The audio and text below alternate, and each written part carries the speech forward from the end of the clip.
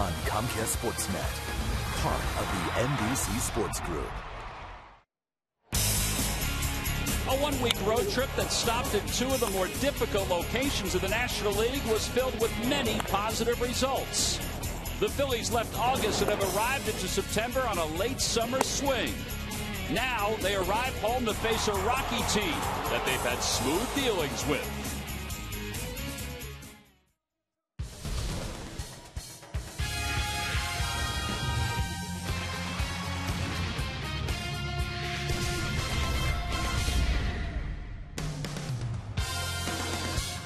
"25 games to go in the regular season here in 2012. 12 more left here at Citizens Bank Park, and that run begins tonight against the Colorado Rockies. It's game one of a three-game series. Hi, everybody. I'm Tom McCarthy, along with Chris Wheeler. Happy to be home. Again, a dozen games left during the regular season here at Citizens Bank Park. And tonight, the Phils take on this Rockies team. Wheels, a Rockies team that they've had some success against recently. Yeah, they have, Tom. The Rockies are having a tough season. One of the teams in Major League Baseball. A lot was expected of Colorado this year, but they have had so many injury problems. Like a lot of teams, their pitching hasn't been what they hoped it would be, and as a result, they have really kind of fallen apart and not having a very good year. And the Phillies have been good against them in their last 18 games. You see they're 14-4. You go over the numbers. Thing that really jumps out at you is the earned run average right there. They're at 5.55 are the Rockies. The Phillies just 3.22. Big difference right there in the pitching between these two teams. Well, and Cliff Lee, in his last outing, continued to put a little momentum to go together on the mound. Well, he was really good in this game against the Atlanta Braves. He threw everything right where he wanted. He had a good cutter. He threw his curveball, threw his sinker, threw his changeup. Really fastball changeup as much as anything in this game against the Braves. Went 7 innings, could have gone longer, but had a little cramp in a hamstring and had to come out. Now you look and you think, wow, 21 hits in 20 and 2/3 innings. That's unusual for him too. But the thing that is really good, just 2 walks and then 19 strikeouts.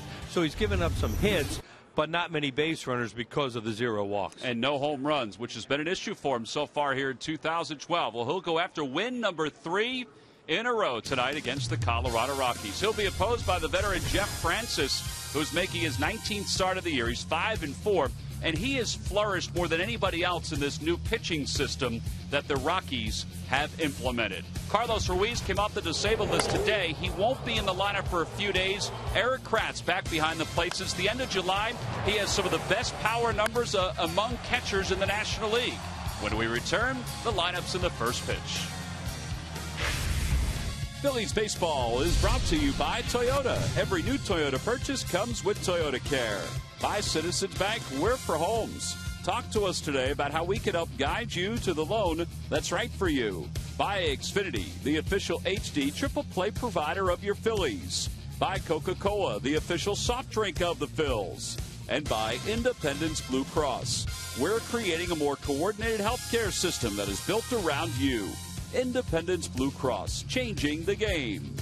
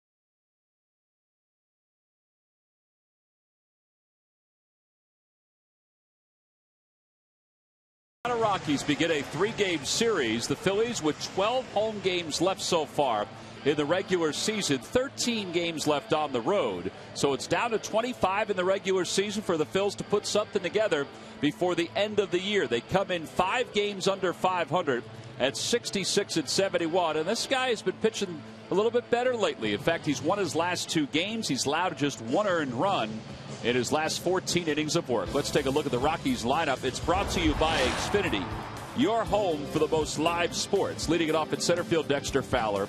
Josh Rutledge, the shortstop, bats second.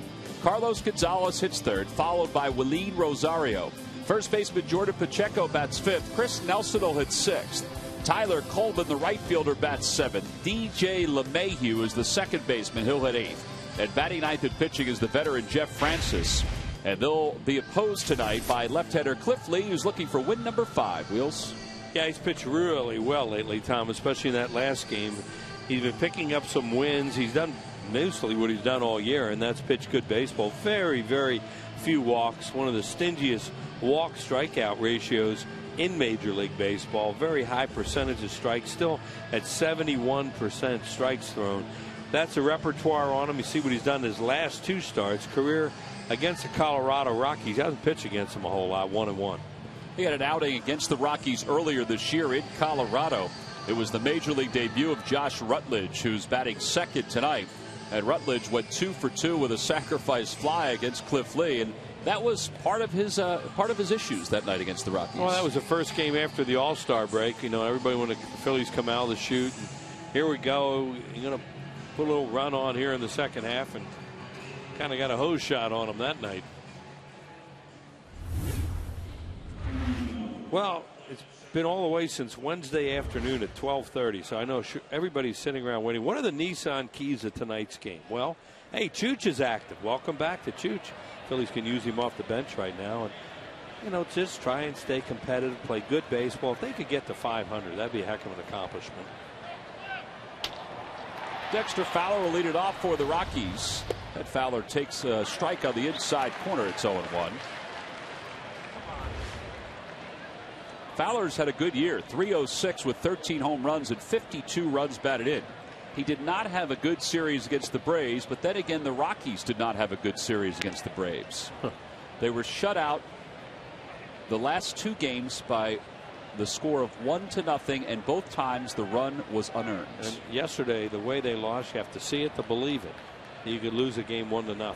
Here's the 1-1 pitch off the foot of Fowler. Runner, and it's 1 ball and 2 strikes. Runner at third base, throw back to the pitcher, Chacin. He's a little upset because of the pitch he had thrown, and he snaps at it and kind of deflects it, rolls towards second base. Guy scores from third. That's the only one. Jim Tracy said, now, how long has he been around? Long time. He said, I've never seen that before.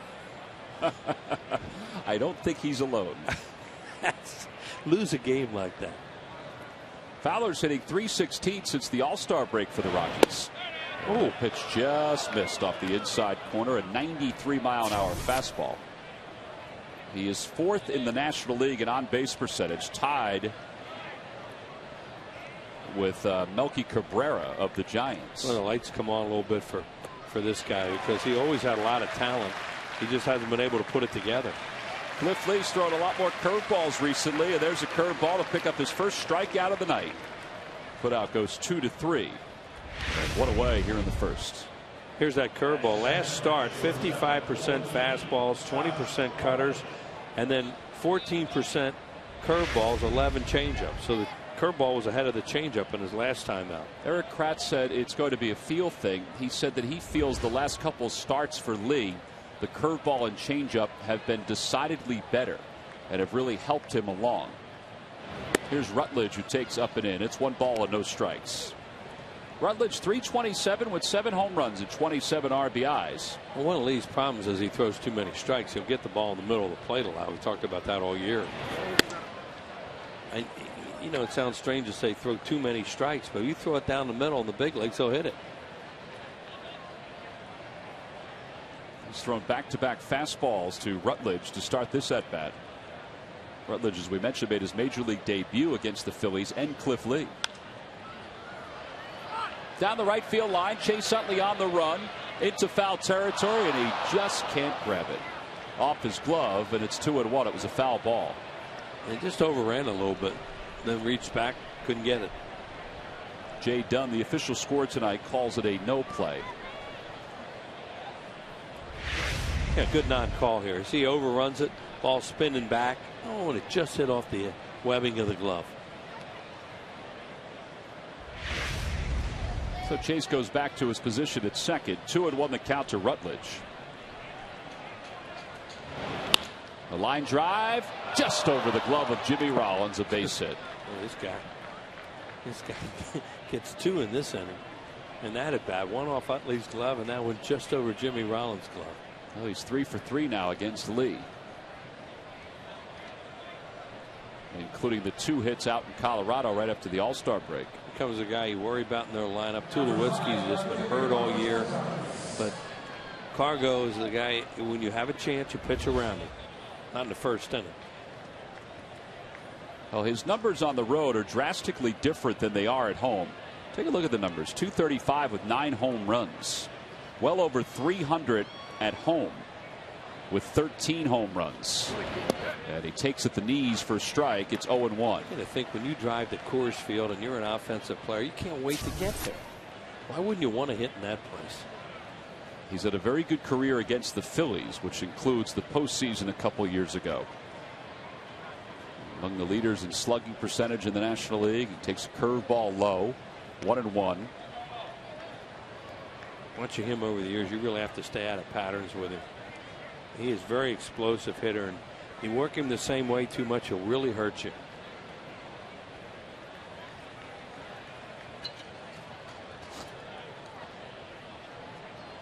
He does that when they give him the throwovers. All right, I will. Just letting you know I'm there.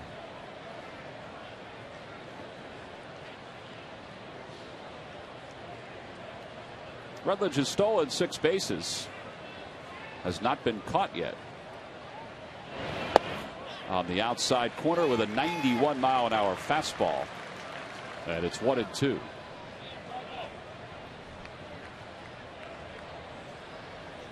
Carlos Gonzalez is now 26 years old.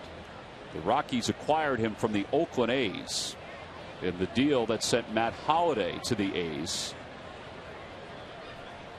A liner toward the gap in left center field. On the run is Mayberry. He's not going to get there. It's off the base of the wall. Rutledge is heading to third slowly. He's now heading home. Here's the throw to the plate by Rollins, and he slides it safely. And it's an RBI double for Carlos Gonzalez, and it's 1-0 Colorado. I meant about Gonzalez. Whether or not that's a pattern or not, but it was pitches in the same spot, couple in a row. He just hits. Just watching him for all these years, it just seems like when you do this with him, he'll get you after a while. That pitch caught a little bit more of the plate. He's not necessarily a pull hitter. He'll hit it all over the place. That ball is slicing away from Mayberry. No chance. Good base running, too, by Rutledge. Gave him a chance to score him. 84 RBIs now for Gonzalez, so it's 1-0 Colorado. And here's Willeen Rosario. Well, that broke that scoreless streak pretty fast. Yeah. Rosario 6 for 16 against the Phillies with 3 home runs this year. And he takes upstairs. It's 1-0. Rockies had never had back-to-back 1-0 losses. And after being scoreless against the Braves the last couple of games, they get a run here in the first inning. Unearned runs, no runs. And a bloop towards center field. That'll drop for a hit. Gonzalez around third. He's heading home. The throw by Mayberry is not in time. An RBI single, and it's 2-0 Colorado. Rosario really hurts his feelings. 7 for 17 now. Rockies swinging right now. I think they're home. Pitches in the middle of the plate. See where that one was? Caught a lot of it and hit it back through the middle. That game that he pitched against Atlanta on Saturday afternoon, he didn't get balls near the middle of the plate very often. Good job by Kratz to get out there. Yeah, a catcher running, but still, he got out there. He saw he didn't really have a play at the plate, but he made sure that there was no advance to second then after that throw came through. Jordan Pacheco is now the hitter. He hits it hard toward third off the glove of Martinez. And that'll be an error charge to Michael Martinez. And this has obviously been a shaky first inning for the Phillies. It's a rocky start. Well, he'll usually catch a ball. That's one thing for Michael Martinez, and it was a bullet, but certainly one that he should have turned into a double play. Martinez was a late addition to the starting lineup. Kevin Franzen is battling a sore ankle. He's been nicked up the last few days, so they decided to put Martinez in there. And now Chris Nelson with runners on first and second. Hit a fastball. He's hit some homers off the Phillies. 1 for 10 in the series against the Braves with 5 punch-outs. I think that the balls have not been handled now in this inning. 2 of them. Even though the one down the first baseline for Chase was a tough play, it's one they'll catch a lot of times. Well, he'll get another chance. Well, it looks like Wigginton will get the chance, and he circles around it and makes the catch. So the runners go back. 2 outs here in the first.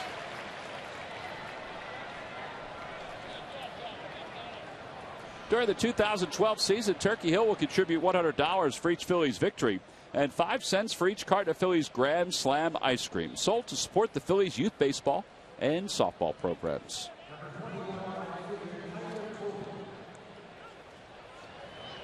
Two outs, 2 in, runners on first and second, and Tyler Colvin, the number 7 hitter, will stand in.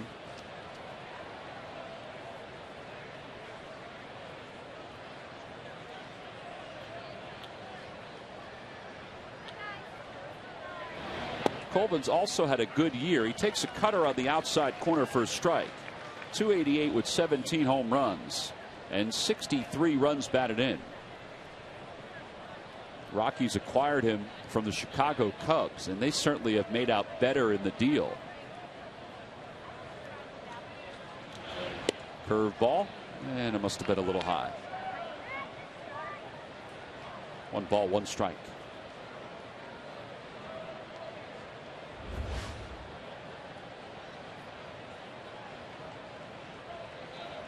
First inning runs in 25 starts now for Lee. Jeff Francis has trouble in the first, so maybe the Phillies can get these runs back in their half of the first inning. And Jeff Francis has trouble with the first pitch with a lot of hitters too. We'll get to that later on with that first inning ERA, which is over 10. There he is, towel on the arm. When he pitched here last time, Jimmy Rollins led off the game with a home run, but that's all they got off him. 1 ball, 2 strikes the count. And he is a soft tosser who mixes them up. On the outside corner, and a call, strike 3. A strikeout to start the inning, a strikeout to finish the inning. But in the middle, a couple of runs for the Rockies. We go to the bottom of the first. It's Colorado 2 and the Phillies coming up.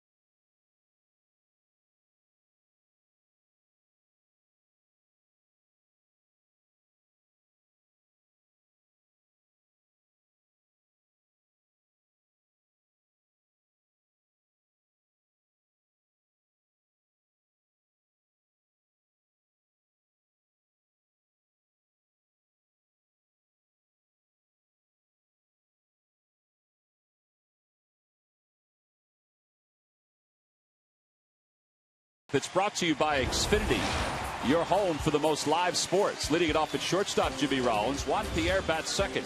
Chase Utley hits third, followed by Ty Wigginton and John Mayberry. Dominic Brown hits sixth, Eric Kratz seventh. Then Martinez in lead to face Jeff Francis. What a round of applause for Jimmy Rollins as he's being introduced by Dan Baker after a video collage on the big scoreboard documenting his first and his 2,000th career hits.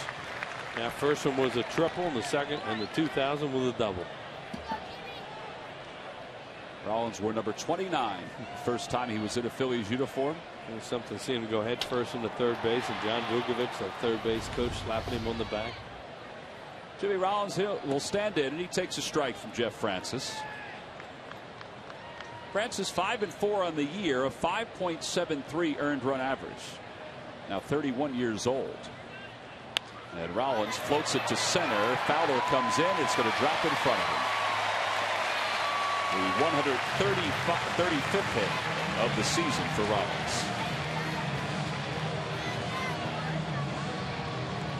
We talked about what a soft tosser Francis is. The guy has had a lot of arm problems after starting out his career pretty well. Lots more hits than innings pitched. Doesn't walk a lot of batters. Fastball will top out at 89, but he averages 85.2. Lifetime against the Phillies, pretty high earned run average, but he did win a big playoff game here one afternoon. Yeah, 1-1 in the regular season, an ERA of 6. Juan Pierre is now the hitter. Rollins is 2 stolen bases away from 400 for his career. He has 25 steals this year, so they keep an eye on him over at first. I think people will swing at the first pitch on him, but 438 on the first pitch on an 0-0 count. The only pitcher more than that is Volstad at 447, and everybody knows how hard Chris Volstad's gotten hit. Although he's won a couple games lately. Won a couple games, 1-2, and then just got smoked his last time now by those Nationals, who are just ridiculous right now. They beat been hitting homers. They beat the heck out of the Cubs. Well, they hit 12 homers in 2 games. 0-1 the count to Pierre. That time was called. The Lucky McDonald's Phillies home run jackpot contestant is Stephen Moog of Sellersville. Phillies hit a home run at today's ball game, and Stephen will win $100. Excuse me, that's Stephen Mag. So no balls and 1 strike to count to Pierre. Pierre fouls it away. It's 0-2. So that note that Juan started his career with the Colorado Rockies. And we were out in Colorado. It was pretty neat to see Juan saying hello to all the people that were still at Coors Field that were there when he played for the Rockies. He has relationships with everybody. Yeah, well, once you get to know him, it's forever. He's such a good person.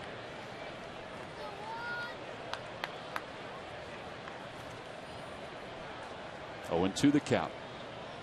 There goes Rollins. Pitch is slapped to left field, a base hit. Back-to-back singles for the Phillies here in the first.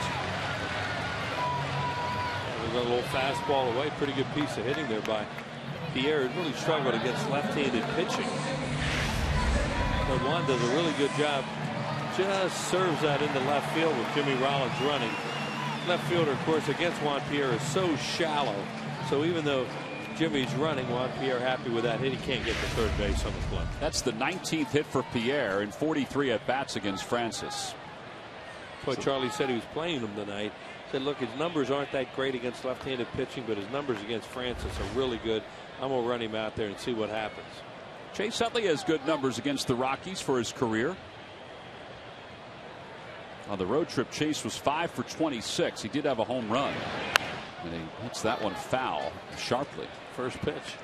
And Chase Utley, how many times do you see him swing at the first pitch his first time up? I'll answer that. Not often. No. Maybe he knew those numbers about that average on the first pitch from this guy. Plus, it's an RBI situation. Well, there you go. Wheels mentioned the earned run average over 10 in the first inning. 21 first inning runs in 18 starts.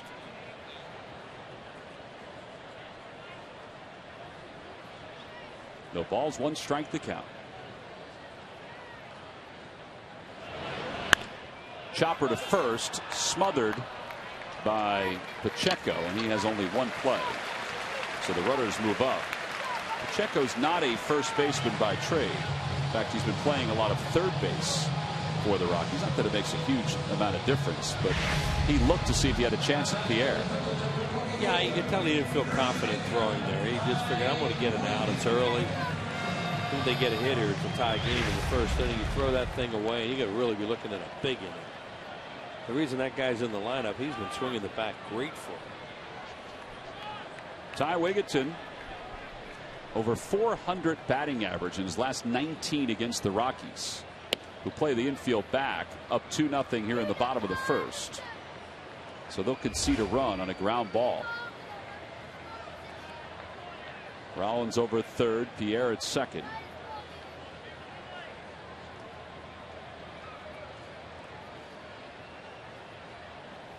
Francis, 8 pitches so far. All 8 have been strikes. He doesn't walk many. He's around the plate and he nibbles and he changes speeds, and he's going to try to make the hitter get themselves out. He reminds you a little bit of Jamie Moyer when you watch him pitch. He did not remind everyone of Jamie Moyer when he first started pitching. No. No, he had a real good arm. No, like Jamie did. You know, but I mentioned he's been hurt a lot. He's had a lot of shoulder problems, this guy. Out of play, off to the right, 1-2 the count.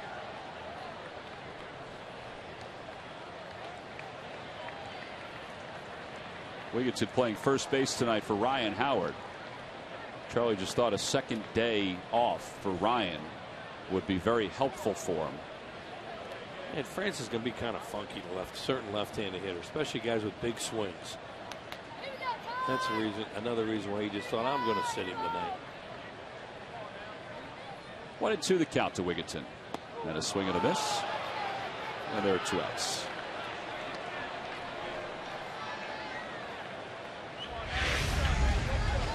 Big old slow curveball out of the zone, and Wigginton sees it, looked really big, but he couldn't hold up or stay off.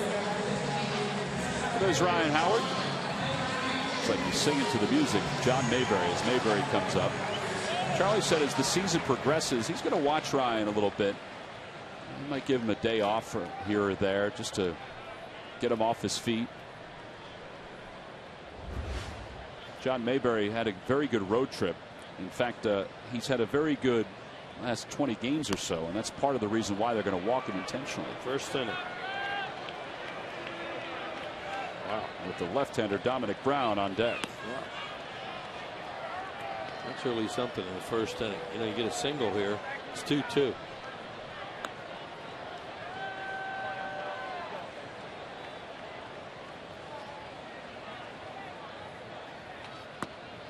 Here's ball 4.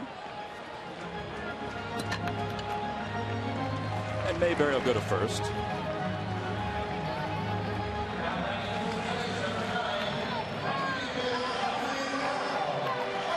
So with the bases loaded, Rollins at third, Pierre at second, Mayberry at first. Left-handed hitters 262 against this guy. Right-handed hitters 329.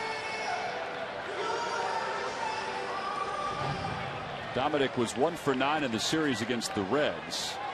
1 for 11 on the road trip. And the first pitch to him. That's a curveball. That's a tough pitch for a left-hander. It looked like it was off the plate, but it was called a strike. It's 0-1. Good numbers for Dominic with runners in scoring position. Well, he's got 2 now.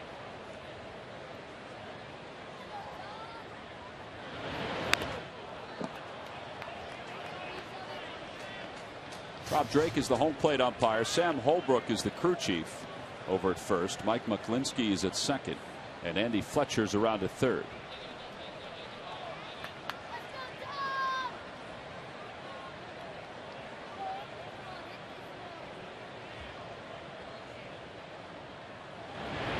Swing and a miss and a breaking ball.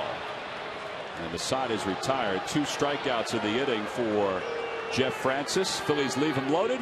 We go to the second. The Rockies up 2-0.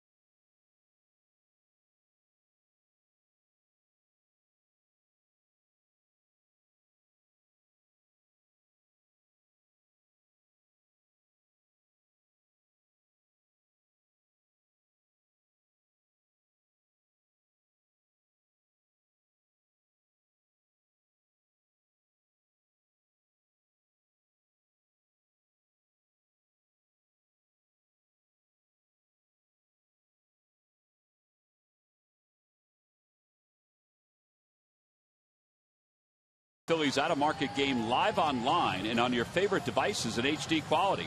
Visit Phillies.com to order and get more details. MLB.tv, baseball everywhere. Well, back at Citizens Bank Park, it's Cabrini College night here at the ballpark. Fans tonight receive the Cabrini College knit hat, which we've showed you over the last couple of days. It's a great giveaway. Hope everybody's enjoying themselves as we kick off the weekend here in Philadelphia. DJ LeMahieu leads it off. He's the number 8 hitter for the Rockies. And LeMahieu takes inside. It's 1-0. LeMahieu was 2 for 10 in the series against the Braves.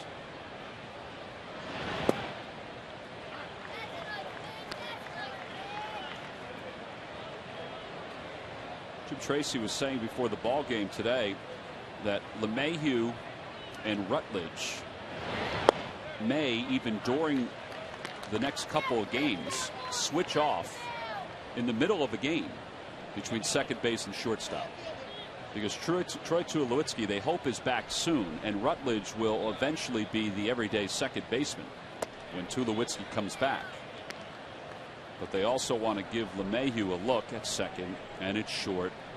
They'll play a little third, but he may make the move in the middle of the game. 2-2 the count. He likes spring training. He likes spring training.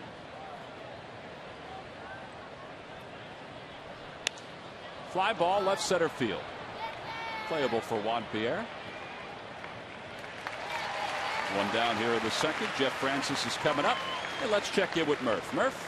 All right, T-Mac, well, you guys mentioned it at the top of the show, but the big news surrounding the Phillies today is that Carlos Ruiz has been activated from the 15-day disabled list. He is available tonight, and as Wheels mentioned, primarily as a right-handed bat off the bench to begin with, as they take a look and make sure he's okay with that sore foot that's kept him on the disabled list since early August. But they do hope that as early as maybe next week that Carlos could get into a game as the starting catcher and see where he can go from there. Charlie said today he thought maybe every 4 or 5 days for the remainder of the season they could put him back behind the plate. As for Carlos, I talked to him, and he is just thrilled to be back and back ready to play again. Obviously, he was having such a terrific season when he got injured, so he just wants to get back out there and finish up on a strong note. So going into the offseason, he feels good about that, guys. And not that they need to make any kind of corresponding move, but when they took Ruiz off the disabled list, they put Placido Polanco back on the disabled list, and they just felt like his back, Murph, was not healing the way they would like, so they just feel like he needs rest, and really couldn't do too much for the Phils. Yeah, it was difficult even with the expanded rosters. It's hard to have a guy in the dugout that's not able to do a whole lot. Nice play there by Jimmy Rollins. That's a really good play by Jimmy Rollins, not only because of how softly it was hit, but he also had to avoid Chase Utley at the last moment and make the throw. Yeah, this thing hits like a wedge when it goes out there, too. It doesn't come up a whole lot. Has to get out of the way. He did get him. Just got him. Glenn Allen Hill called him safe at first. I thought he was going to be safe, too. Oh, man, that's close. There's a great job by Chase. I thought to the naked eye he was safe. You really can't tell on that thing. There's that quick flip by Jimmy. He's so good at that. Sam Holbrook made the call. He's the crew chief. Nice play by Rollins, and 2 outs for Dexter Fowler, who struck out to begin the game. Well, Murph alluded to it there about with Ruiz coming back. One of the things they love to do. Well, here's another look at it. And he got him. Not on the bag yet. And great call. Balls in the glove. That's a great call. When you see how many times we have to look at it, Sam Holbrook had one shot at it. He got it right. Down the right field line and out of play. Well, Murph, what you were saying makes so much sense, because I've known over the years players, when they're hurt, they really love to get back at some point during that month of September just to play a little bit and make sure, okay, I feel good about myself going in the offseason.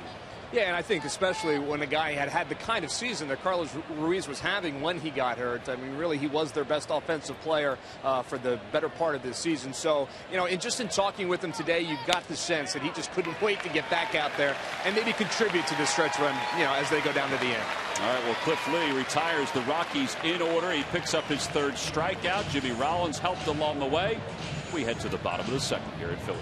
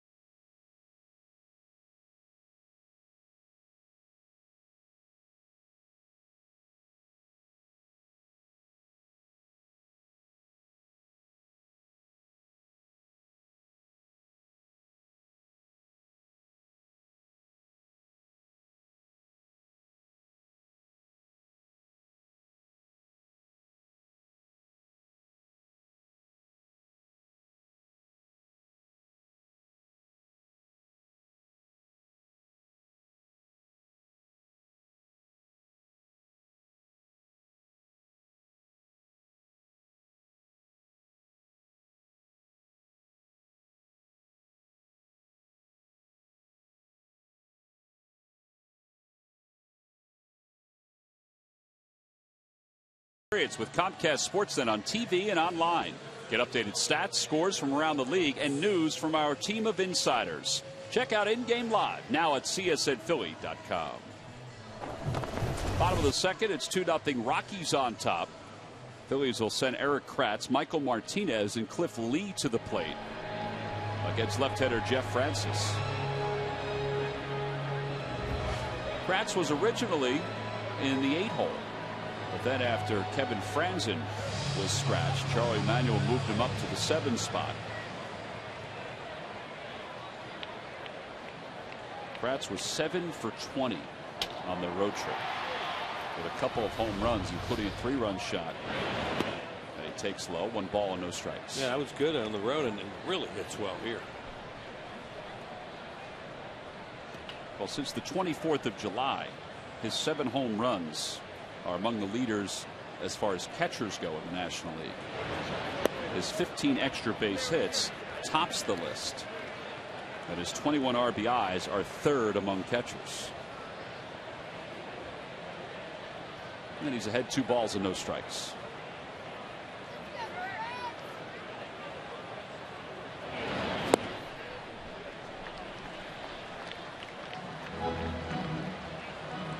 Well, obviously they let Francis get away in the first inning. They had a really good chance to score runs on him.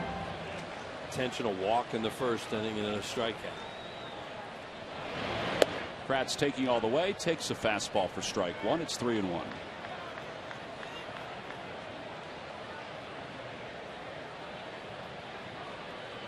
Phillies have 7 players with 10 home runs or more this year. Kratz with 9 would make it 8. Spins that one foul off the end of his bat. And Alicia, the Phillies ball girl down the right field line, has to cover some ground to pick up that baseball. See, how can a guy get a swing like that, 3-1, and that's what Kratz is thinking? Because he throws a changeup to him.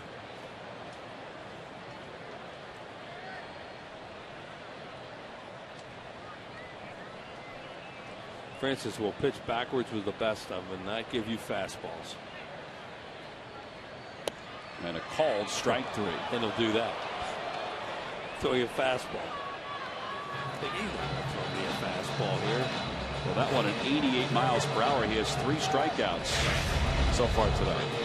Zip right down the middle. Outguesses Eric Kratz right there. In the last, well, he now has 17 strikeouts in his last right around a little over 14 innings pitched, which is amazing when you watch his stuff to think that he could pick up that many strikeouts. Michael Martinez, the batter. Martinez lines one toward right center field. That's going to drop for a base hit. Fowler will get the throw in. And Martinez will be content to stop at first. That'll bring Cliff Lee to the plate. The Atlanta Braves' final visit to Philadelphia during the regular season will begin Friday, September 21st. Then Saturday the 22nd is now a 4:05 start. Sunday the 23rd is a 1:35 start. All fans 14 and under on the 23rd will receive the Total Cole Hamels action figurine. Order your tickets now at Phillies.com. Cliff Lee squares, and he bunts the first pitch back toward the mound. And there are 2 outs. Sacrifice goes 1-3.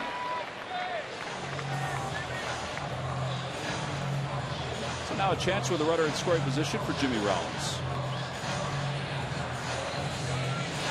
The Rockies, and this has been well documented because we've seen them before and we've explained it to everybody, still have their starter going in the neighborhood of 75 pitches.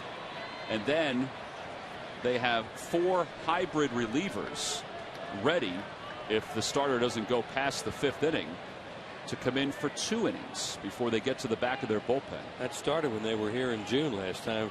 Said at the time that golf play and Martinez is back. Well, I wonder what they'll be doing when they come back here in September. They're still doing it. Well, and they plan on doing it going into the 2013 season. Starting pitchers 16th in the National League in earned run average. They have been better under the new system. In fact, Francis is one of the guys that's has done very well. he has gone past the 75 pitches on 2 occasions. He threw 82 in one outing and 97 in another. The reason he threw 97 in the one outing over 6 innings, 6+, is because the bullpen needed a break. Well, they're at the point at this time of the year too where they got a lot of extra arms out there. Rollins chops it to short, and Rutledge will throw him out for the final out here in the second. No runs, 1 hit, 1 man left for the Phillies. We go to the top of the third here in Philadelphia with the Rockies up 2.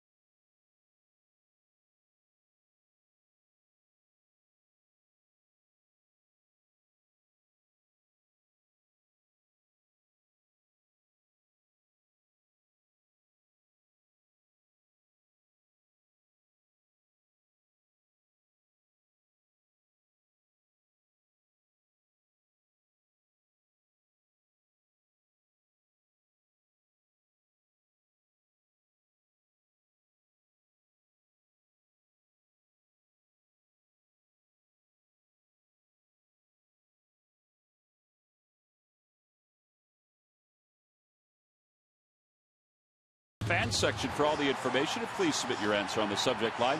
Wills, the question is, name the Red Sox reliever who had 3 saves versus the Rockies in the 2007 World Series. 3 saves versus the Rockies in the 2007 World Series. The answer will be revealed in the 7th inning. 2 in the books, on to the 3rd, and Josh Rutledge will lead it off. It'll be Rutledge, Gonzalez, and Rosario against Cliff Lee. Lee allowed 2 runs in the first, but then retired the Rockies in order in the second. He pitched around that error.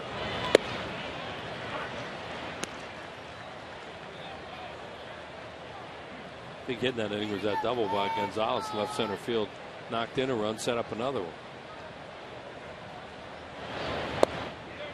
Low, and it's 1 ball and 1 strike. I like Rutledge as an offensive player. They think he's going to hit this league. And against Lee, he's hit it all over the place. First major league hit was a single to right, then he doubled just in front of, I think it was Victorino at the time. And then the hit tonight's a line drive over the shortstop Jimmy Rollins' head. Out of the University of Alabama. That's a good name, Rutledge from Alabama. Rollins tried to grab his little liner out of the air and just couldn't get there. He was up pretty high, though. 1 ball, 2 strikes the count. Nobody out here at the top of the 3rd. And the curveball pulled foul.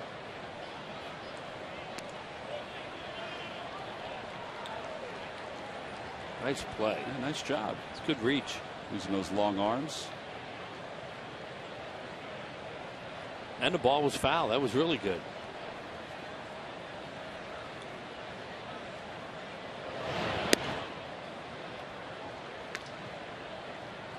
Trying all different ways to get this guy out, try to curveball there and see maybe get him to take it or even chase it, and he didn't. Well, he took it, but it was a ball and he didn't chase. Now the 2-2 pitch over to 3rd.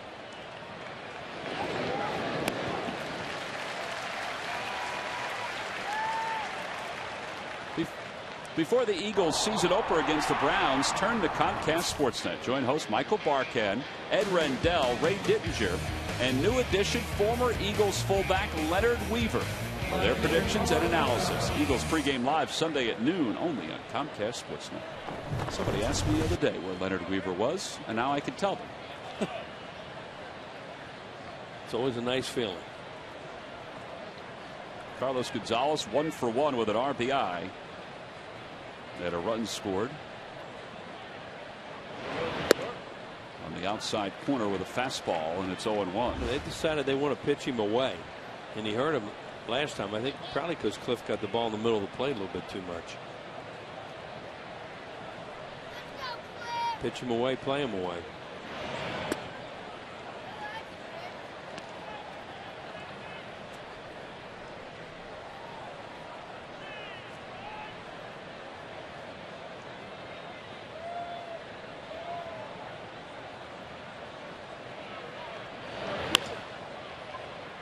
Chase Utley takes a nice easy hop. Well, there are 2 outs on 2 ground outs here in the third.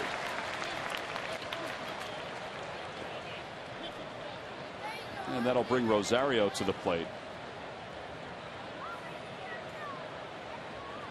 Not many folks have discussed Willeen Rosario when it comes to Rookie of the Year.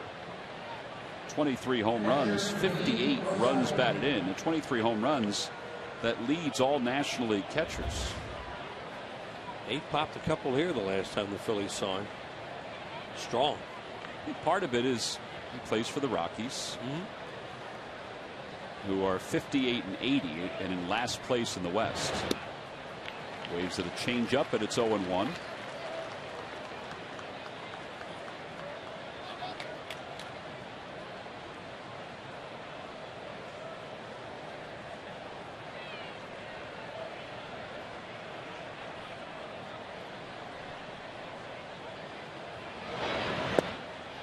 Another changeup. No balls and 2 strikes.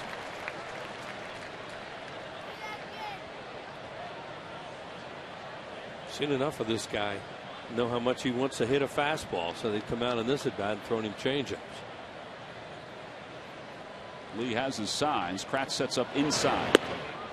On the inside corner, called strike 3.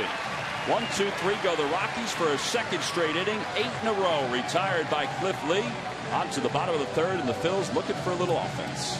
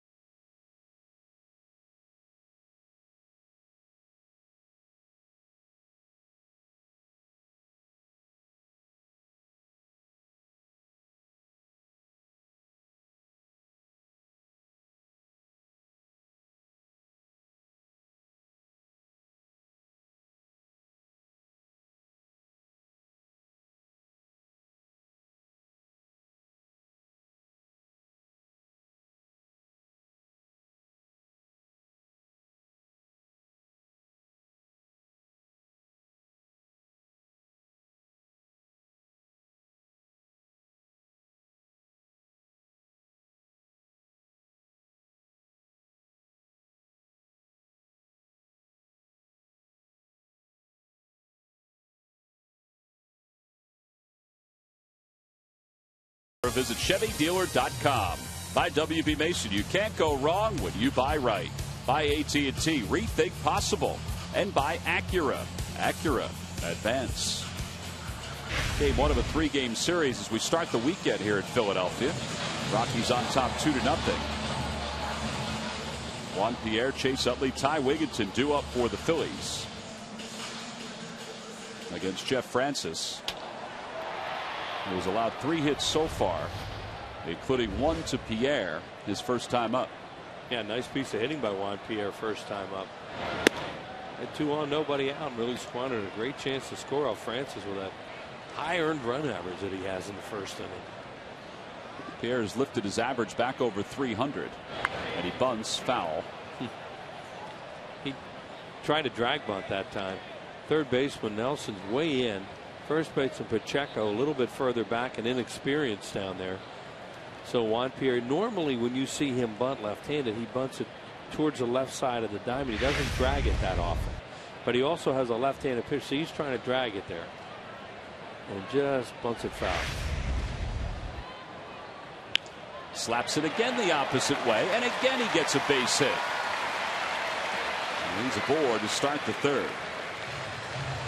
Well, he's done that his whole career. They play him real shallow out there, pinch in, and he'll somehow find a way to get it in front of the left fielder a lot of times. Done it twice here tonight.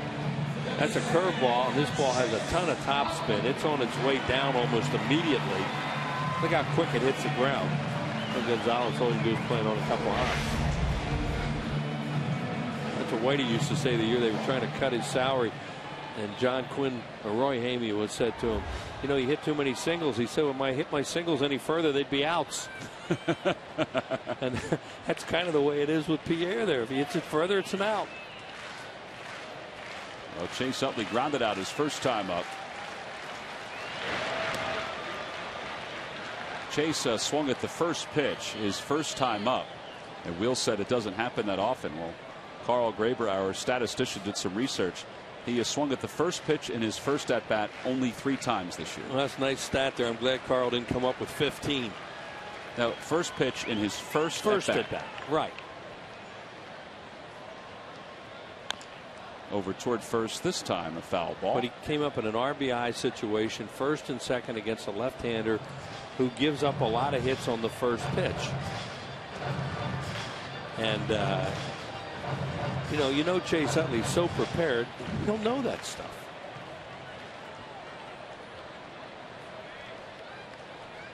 He'll ask him, he doesn't. I don't know this. You know he does. He absolutely does.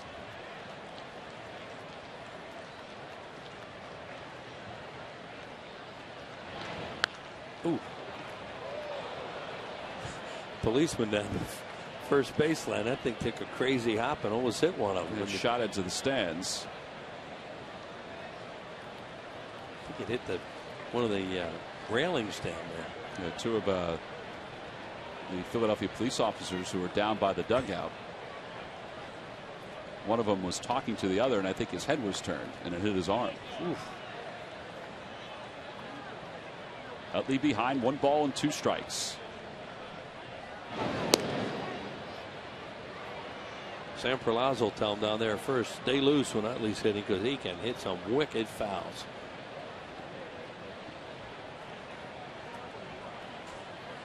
There's Sammy has to stay a little bit closer now with a runner at first. If there's nobody on, he's way down the line.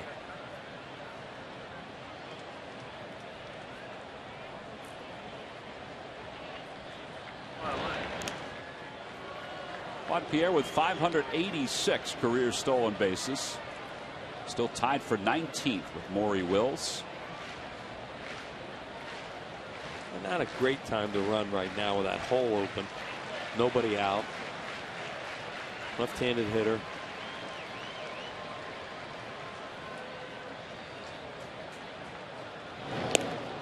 But they keep throwing over.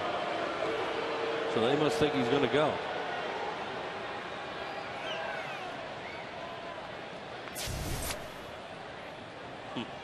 Still among the career leaders in stolen bases for the Rockies. He is 5th right now.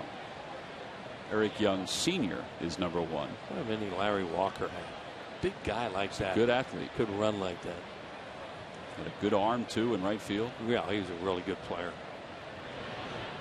There goes Pierre. Pitch is swung on and missed. The throw by Rosario not in time. And Juan Pierre pulls into 19th place by himself. All time in Major League Baseball history, passing one of his mentors, Maury Wills. Maurice Morning Wills, what a great player. And so is Juan Pierre in his own right. He's had a heck of a major league career. Does a good job sliding at the back of the bag. Watch how the infielder comes way forward to take the throw there. Gives him the whole bag to slide at. A lot easier to steal when they do that. Well, he's in scoring position. The Phillies have had a runner at scoring position in each inning so far. And now Wigginton, who struck out his first time up. Francis has 4 strikeouts so far. And Pierre's going. Pitch is outside. The throw to third off the glove of Nelson. And he's safe at third. Back-to-back steals. Like all great base stealers, when they steal third, they try to go on the first pitch. He didn't really take them by surprise, though, because he did turn around and look at him one time. Francis slow to the plate. His stuff is slow and it leaves his hand. Good timing. Look, he had a walking lead. And he gets tangled up a little bit there with Nelson, but not enough to get an interference to allow him to score. That was inadvertent. Now a fly ball can put a run on the board, or a ground out can put a run on the board. And just like the last time he was up. 1 ball, no strikes, the count to Wigginton. And he fouls it away off to the right. It's 1-1. Juan Pierre's giving him another gimme RBI out there with contact. That's a dirty uni. Walked in here today about 1:30, I think it was, and he was in the outfield doing stuff. Unbelievable the way he works.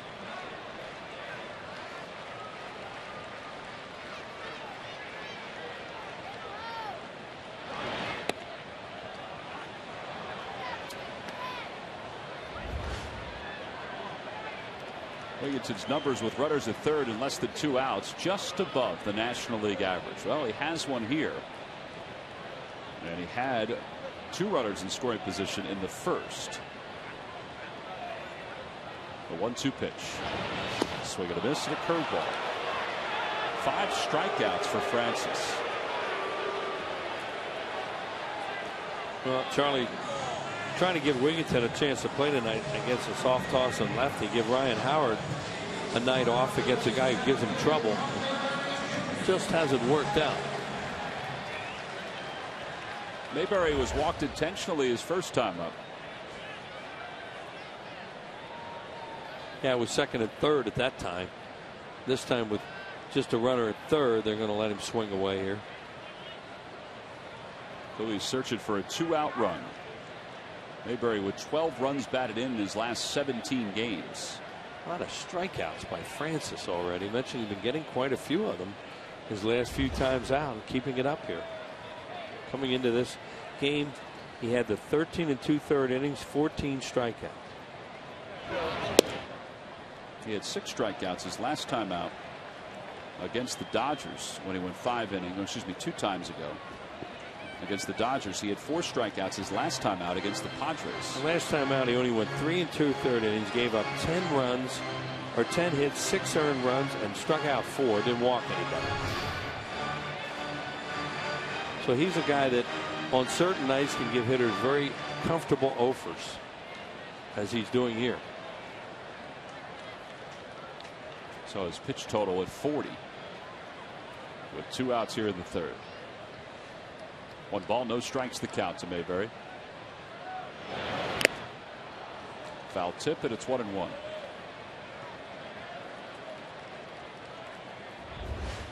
On the scoreboard, the Reading Phils and the Trenton Thunder are tied at 1 in the 3rd inning tonight at Waterfront Park in Trenton. That's game 3. The series is even at 1. Reading won game 1. Jake Fox had a big night offensively, and the Thunder won game 2. Fly ball down the left field line into foul territory, and Nelson puts it away, the third baseman.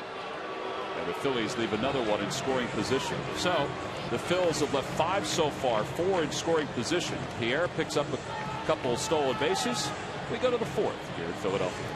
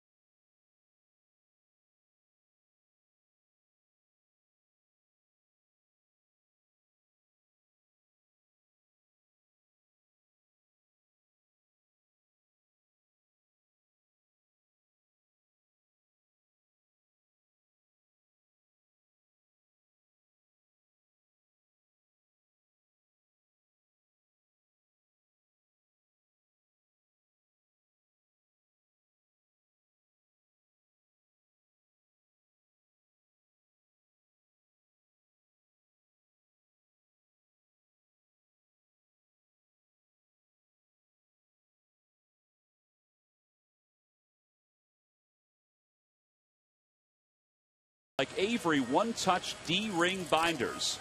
You can't go wrong when you buy right with W.B. Mason. 3 of the books here in Philadelphia. We go to the top of the 4th inning. Rockies on top 2-0. Phillies have left 5 so far. Sarge, they've left 4 with runners in scoring position. What the heck is going on? Yeah, you're absolutely right about that. And these are situations where you only need to make contact. Ty, unfortunately, coming up there in a situation to be able to actually drive in 2 runs just by contact. But good curveball, however, he's not able to hit the curveball. And right now they're down by 2 runs. All right, well, Cliff Lee seems to be settling in. That's a good thing. He gets set to begin the 4th inning against Jordan Pacheco, and he delivers a strike, and it's 0-1. Lee gave up the 2 runs in the 1st, but since that time has kind of found a little bit of a groove. Yeah, a little strange, though, because those balls that he was throwing almost right down the middle of the plate, not going to get away with it at this time of the year. And the changeup was up in the zone there and giving up that many hits early on. However, I do think they'll be able to come back and probably overtake the lead, I would think. Yeah, Charlie mentioned after his last outing that Lee would be fine because he had the cramp in his hamstring, and he's been saying all week that he feels fine, that there's no issue with the hamstring, and that he was looking forward to getting back out there again tonight. Yeah, well, he's a competitor, no doubt about it. He does go through stretches, however, where it just seems to happen all of a sudden for him. We almost can't put that fire out. He's ahead 1-2 to Jordan Pacheco to begin the 4th. And a fastball inside, 2 balls and 2 strikes. Pacheco reached on an error by Michael Martinez in the 1st. As you take a glance at the pitch count for Lee.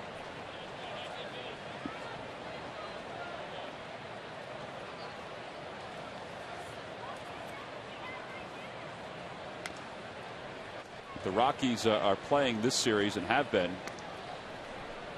for a good portion of this year playing without Troy Tulowitzki. Jim Tracy was talking the other day about Tulowitzki's rehab. He's down in the minor leagues. He's rehabbing. They're hoping they're going to get him back shortly. He had surgery the last time the Rockies were here in Philadelphia. As Lee picks up another strikeout on the foul tip. 9 in a row retired by Cliff. But Tulowitzki has been with the team from time to time. And what he's been doing, Sarge, is that he's been taking ground balls at shortstop and working with the second baseman, or tonight's shortstop, I should say, Rutledge, at second base. So they're trying to get those 2 guys comfortable for when Tulowitzki comes back. Yeah, good point. Rutledge will be at second base.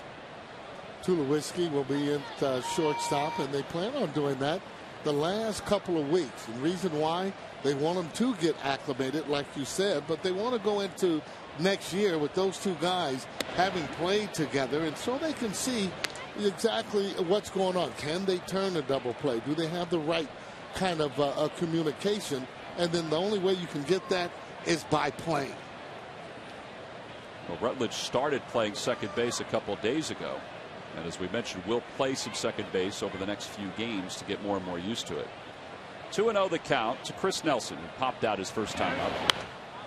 And he shoots that foul to the right of the plate and out of play. It's 2-1. You know, Rutledge himself has been having some quad problems. But this guy here is a pretty good hitter. And not only that, he's a pretty fast runner at a young age.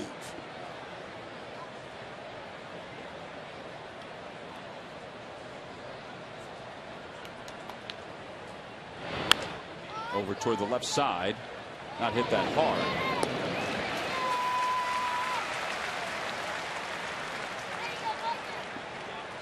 Tuesday at 7:05 when the Phillies take on the Miami Marlins. It's Dollar Dog Night here at the ballpark. That's right. It's the final one of the 2012 season. So the final Hatfield Dollar Dog Night here at Citizens Bank Park. Order your tickets now at Phillies.com. Smiley might be here a couple more times before the end of the year, but Smiley will be here on Tuesday. And with college back in session around the city, great opportunity for some of the folks who haven't been around for most of the summer to come out and see the Phils and get some dollar dogs. Yeah, not that bad. And I'm sure you guys have had some of those up here in the booth. Seen a lot of rappers, as a matter of fact. We generally clean up the wrappers, though, sir. Well, yeah, but I'm just meaning that you've had the dollar dogs. That's all. Here's the 0-1 to Colvin. To the right side, diving attempt by Utley. And it sneaks in to right field for a base hit. So that ends a stretch of 10 in a row retired by Lee. And the Rockies with a base runner here at the top of the fourth.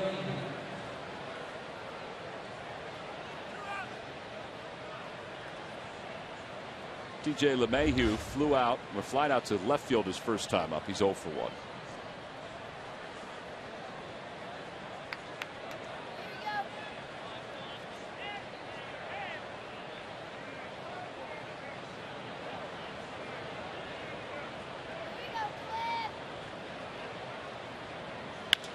Toward the hole, Rollins can't get to it. Back-to-back singles for the Rockies with Jeff Francis coming up.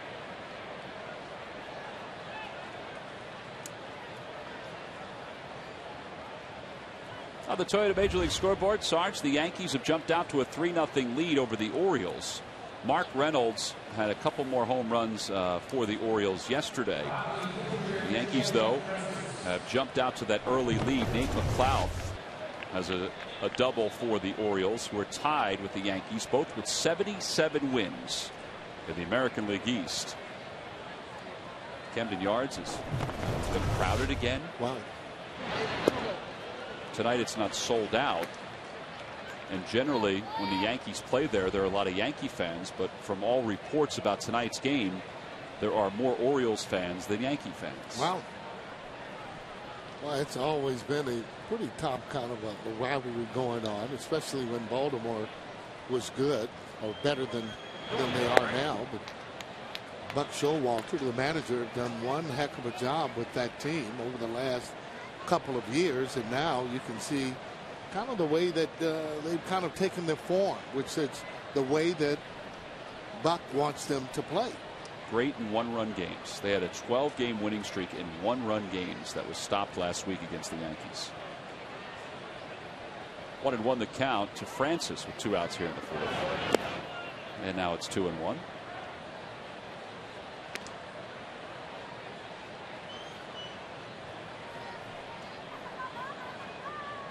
Well, this is the guy you want.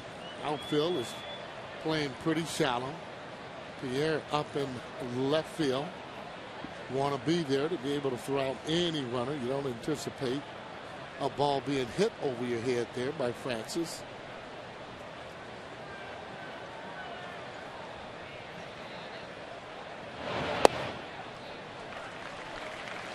He evens it up at 2 balls and 2 strikes. That fastball came in at 90 miles an hour for Lee. His fastball is generally between 90, 91, 92 miles an hour. His cutter is in the high 80s. And his changeup is generally in the mid 80s. Sometimes 83, 82. But most times at 85.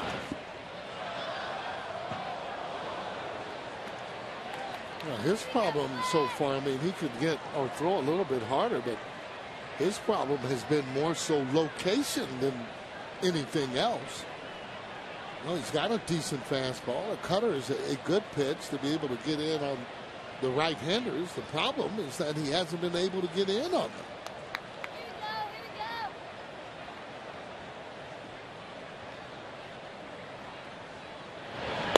And it calls. Ooh.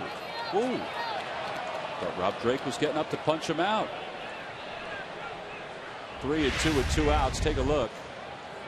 See exactly where the pitch is. He calls it a little bit low. He could have gotten that call.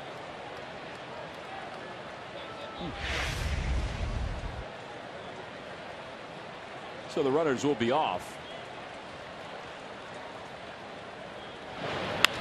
Over to shortstop. And Rollins will get it over to first for the final out. No runs, 2 hits, 2 men left for the Rockies. Lee has another clean inning as we go to the bottom of the fourth in Philly.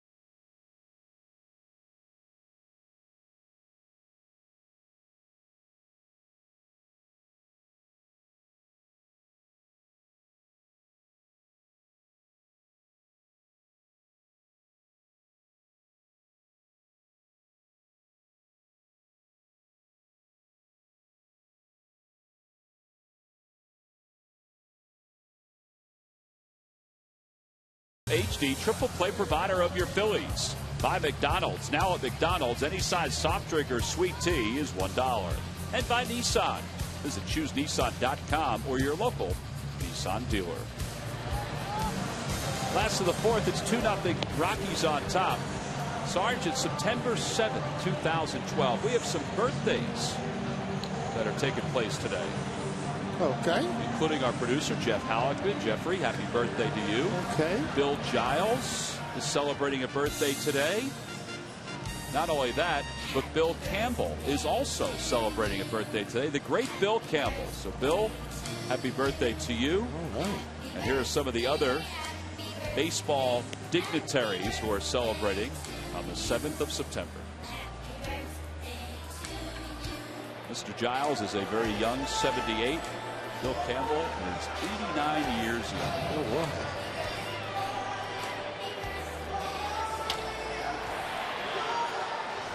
We go to the bottom of the fourth inning. Dominic Brown, Eric Kratz, Michael Martinez are due up against left-hander Jeff Francis.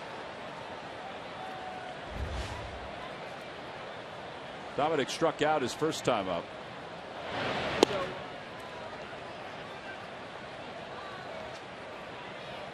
He saw a couple of curveballs in that first at bat, including the one he struck out on. They kind of really set him up. This is a pitcher that's going to throw that off-speed pitch, different speeds. He has one that's a get-me-over type of a breaking ball, and one that he'll just throw in the dirt that he wants that hitter to swing at it.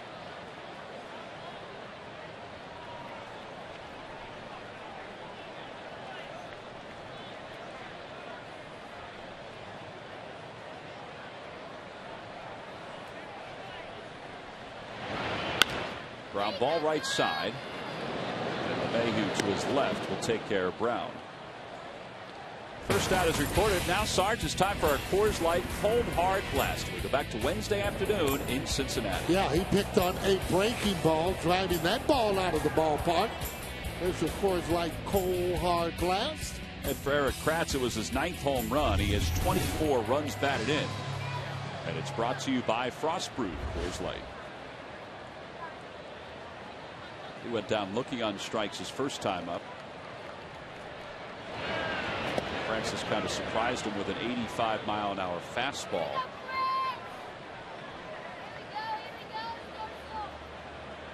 And Kratz is behind 0-1.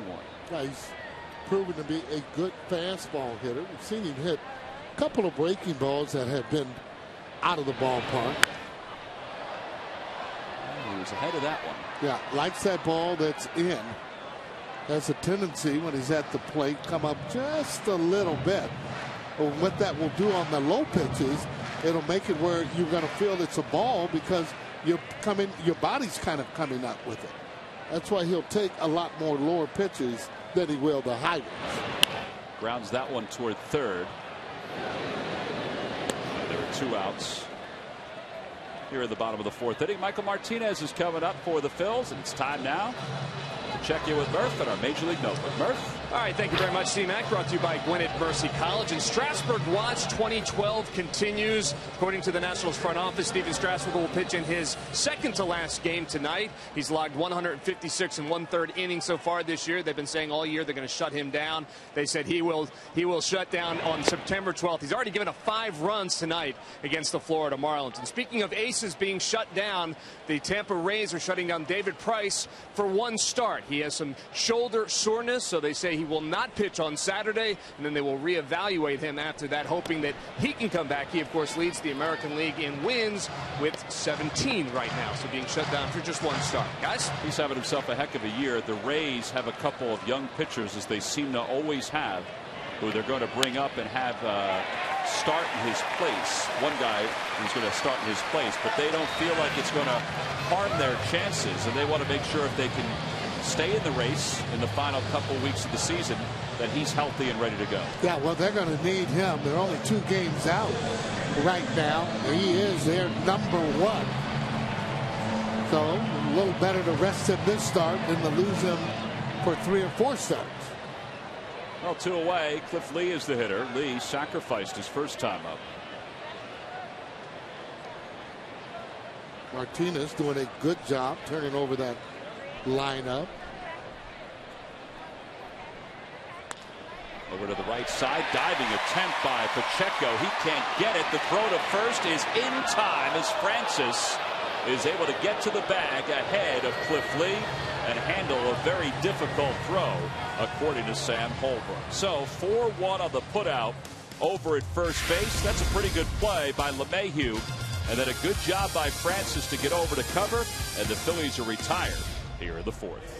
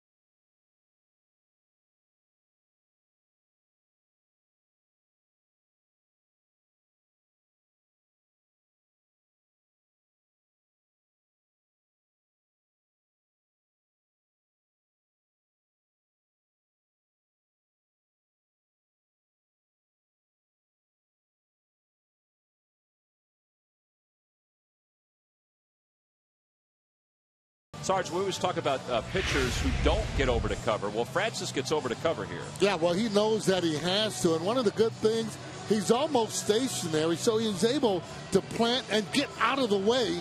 As you can see, Lee coming in.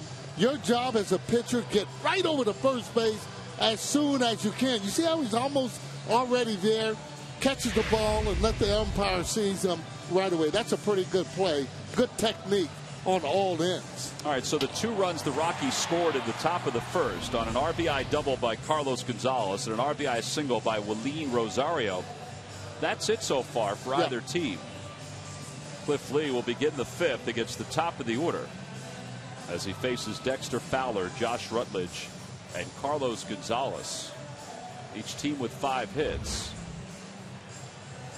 Fowler's been struck out both times tonight, so he's 0 for 2. Well, he's really kind of come on, this Fowler there, and they find themselves pretty good leadoff hitter. Not your kind of typical leadoff hitter, however. Tall, lanky. I think he's going to get even stronger. Well, he's tied for first in the league with triples. In triples with 11, and he's also hit 13 home runs.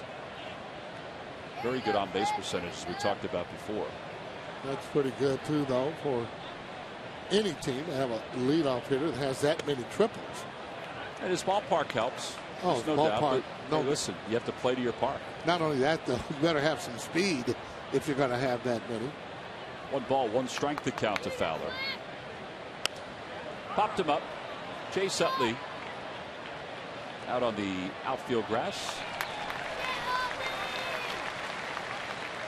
What away. Josh Rutledge is coming up. Well, following up on what we mentioned about Steven Strasburg on the Toyota Major League scoreboard, the Marlins lead at 6-2 now in the bottom of the 4th. Strasburg left after 3. He allowed 6 hits and 5 runs. It was his final start, at least according to the Nationals, at home this year. They'll make 1 more start on the road, and then they are expected to shut him down for the rest of the season. Hey, he had mentioned too, though, that And Strasburg, he's going to try and fight that. I don't know exactly how that would go, especially if a guy isn't hurt where you're forcing him basically not to play. Well, he may try to fight it, but I don't think it's a fight he's going to win, at least the way they've made it seem. It's 1-1 to Josh Rutledge. Yeah, and that all depends too, Tom, on whether or not it's more of a rookie pitcher compared to, say, a veteran type of a pitcher, the guy that would really know his own body. Little low, 2-1 the count. Say like even a Roy Halladay, who they felt maybe had too many innings, shut him down. He's going to tell you, no, I feel good, and this is the most important time for me to play when we're getting into postseason. It's never ever guaranteed. So if you have the opportunity, you bet you want to play. High fastball cut on and missed, and it's 2-2 to Rutledge.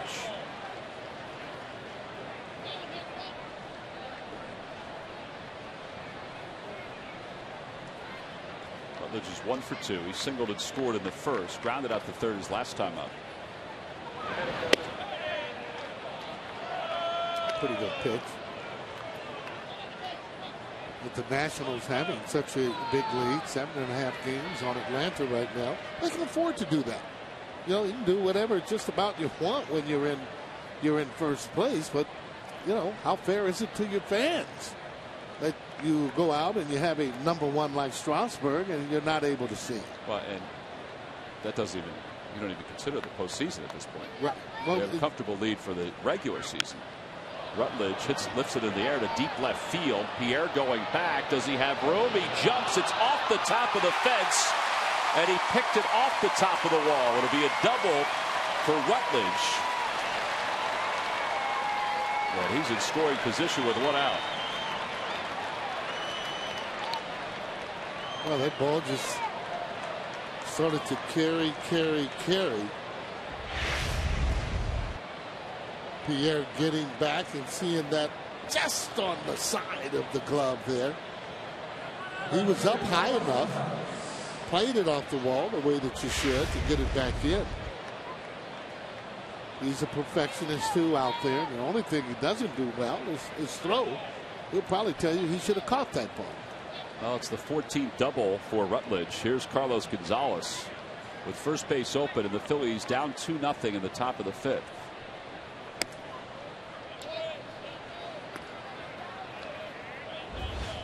One for 2, an RBI double back in the first. That scored Rutledge from first.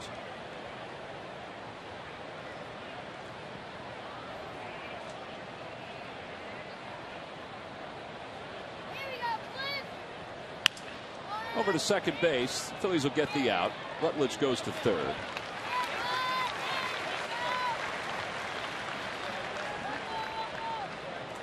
Two away.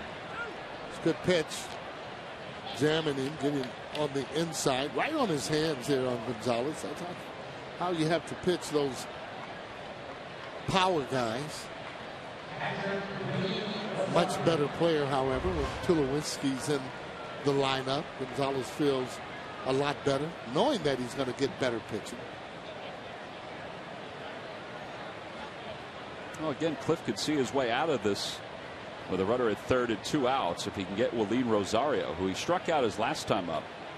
Started him up with a couple of changeups last time. Not this time.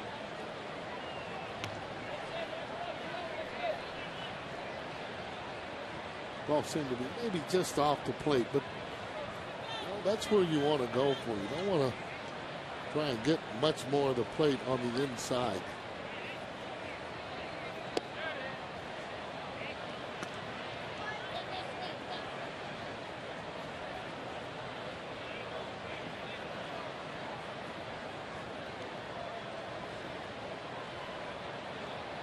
Still got to hit your pitch. Just don't want to throw a pitch to his liking. Make him hit the pitch you want. Back to the Toyota Major League scoreboard. Atlanta on top of New York, 1-0. Jason Hayward has hit a home run for the Braves. Chipper Jones was honored before the ball game tonight The Mets presented him with a print of Shea Stadium. Chipper named one of his children Shea. 49 career home runs against the Mets. Fly ball right field. Dominic Brown is under it, and Lee leaves one over at third. So Cliff Lee through 5 has allowed just the 2 first-inning runs. He's allowed 6 base hits. We've played 4 1/2. The top of the order is due up for the Phils when we return.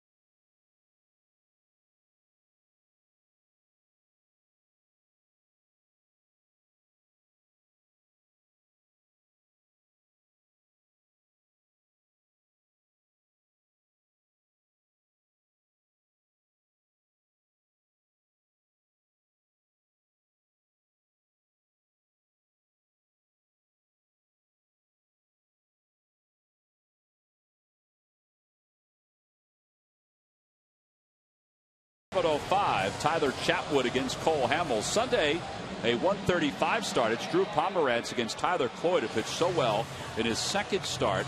That came this past Monday against the Cincinnati Reds. Tickets are available now by going to Phillies.com.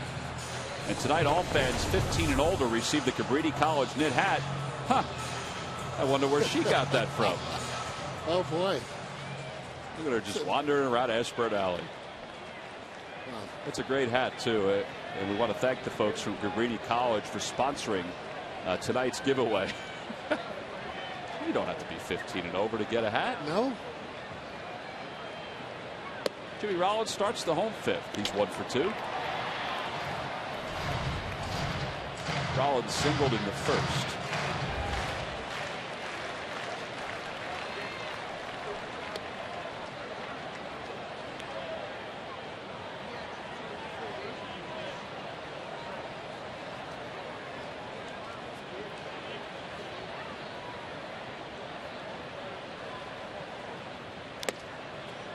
Foul tip, and it's 1-2.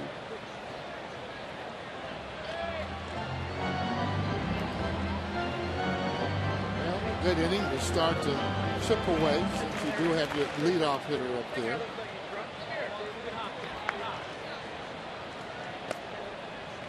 Oh, and for Jeff Francis, that was pitch number 57. And if they keep to 75 pitches, which they haven't really deviated too much from that, but he might get one more inning following this one, and then you go to the hybrid guys out of the bullpen, guys that could pitch 2 innings in relief. A chopper to short, and Rollins is retired. Another ground ball out. One away. Juan Pierre is due up, and it's time now for our Kia Minor League Players of the Month. Hobie Milner, from Lakewood, 4-1 with a 1.27 earned run average. And Darren Ruff, who else could it be but Darren Ruff? Wow, what a heck of a year that he's had. And look at that month. The month is just unbelievable. You're looking at 20 home runs. I mean, that says it all. Reading is tied with Trenton right now, 1-1 in the 6th inning in the Eastern League playoffs. Ruff is 0 for 3 in the ballgame. Juan Pierre is 2 for 2. Make that 2 for 3 as he slices a soft liner to Rutledge at short. 2 away. Here comes Chase Utley. That's one of those left-handers, not a hard thrower. That's why Charlie has those left-handers that are in there, although he didn't play Howard just one day off. Pierre going into the game, hitting 429 off of him. So you know that he sees the ball well off of Francis and finding some holes, having 2 hits tonight. Utley is hitless in 2 at-bats. Grounded out in the first, struck out in the third. 5 strikeouts tonight for Francis overall.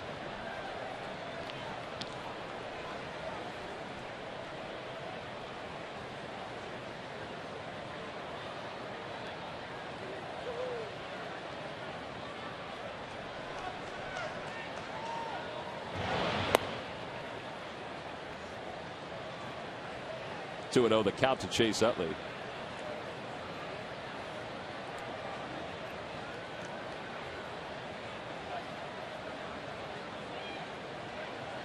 Three infielders in the right side for Chase. That's a strike, even though it was boxed by Rosario. Well, that happens from time to time. It was a very catchable ball. Well, and not that it matters here. Rosario with 12 errors and 15 pass balls this year. Sarge, lock up your daughters. That's what that shirt says. Oh, boy. 3-1 the count. Little cutie pie there. Got his hair combed, got it going back. A little warm out there as he's showing those guns. And enjoying the crab fries from Chickies and Pete's. Looks like everybody's enjoying it. Utley pulls it down the right field line. It'll hook foul. Alicia called it, but the chair got in the way. It's 3-2. I got to tell you, they take a lot of pride out there in making sure that they catch the ball. Maybe she didn't see it. It might have gotten the lights. I think it might have gotten to the lights. But they do. They take a lot of pride, and they do such a great job. Well, Marcy over down the left field line made a very nice play the last time she was out there. That was on the last homestand. 3-2 the count to Utley in the pitch. Another foul ball, and it remains 3-2.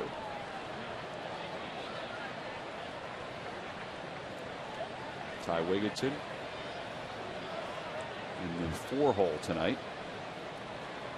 And getting a steady diet of curveballs.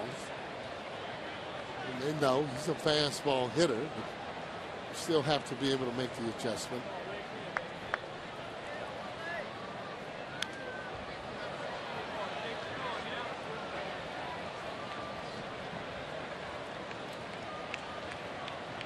Phillies have won 9 of their last 13 over that 13-game span. It's the second best record in the National League to the Brewers. And 8 of those wins have come against National League contenders. Utley lifts it in the air to shallow left field. Carlos Gonzalez, the left fielder, comes in to call off Nelson, the third baseman. And it's a 1-2-3 bottom of the 5th inning for Jeff Francis. Well, he's done a heck of a job through 5 innings so far for the Rockies. We go to the 6th. The Phillies down by 2.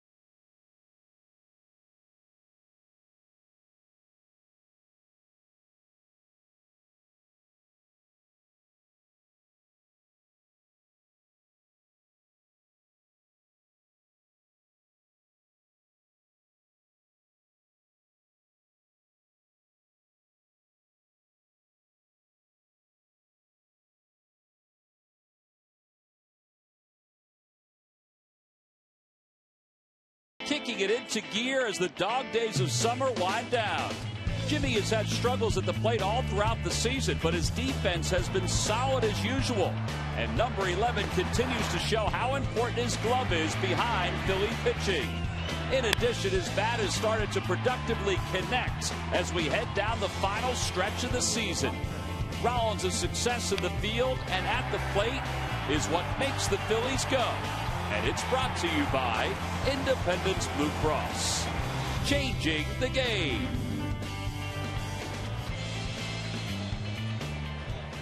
Well, there are the kids from Cabrini College that are here tonight.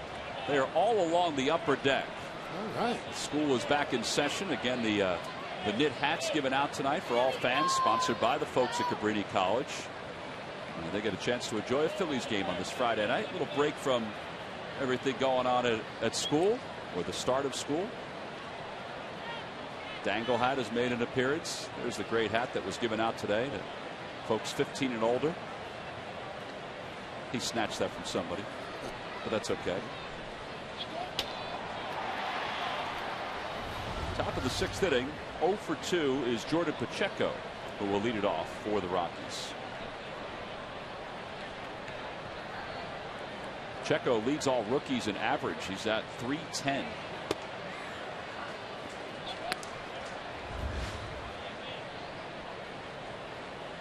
Reached on an error by Michael Martinez and then struck out. Struck out in the 4th. He's having a pretty good year, huh? 381 times. That's a foul ball.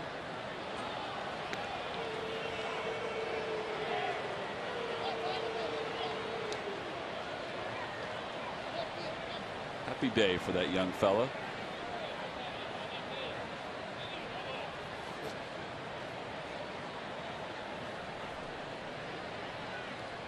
Oh, and 2 the count to Pacheco.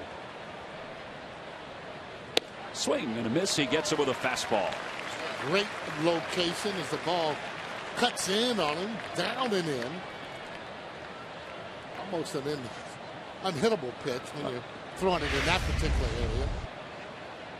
That shot just ties him up right there. I mean, he just had no chance on that strike, whether or not he swung or not. Well, that's 6 strikeouts now for Lee. 167 on the season. And a foul ball. It's 0-1. He's zeroing in Sarge on 1,500 strikeouts for his career. He's at 1,490 with his 6 tonight.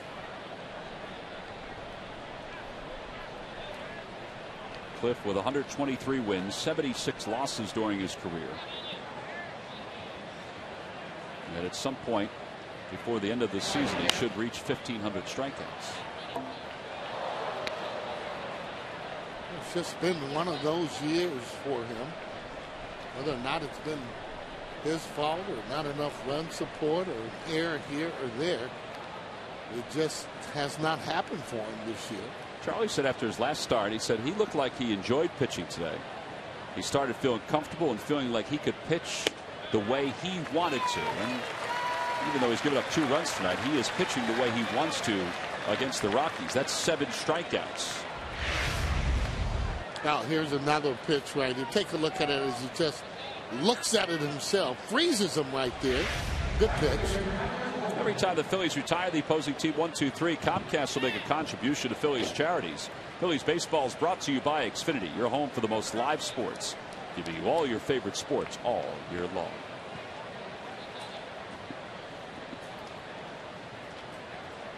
Tyler Colvin has a hit tonight in 2 at-bats. Takes strike 1. Kind of see too that Lee's rhythm is a little bit faster right now, not thinking about as much, getting it, getting the target, getting that sign and letting it go. That's a curveball. It's 0-2.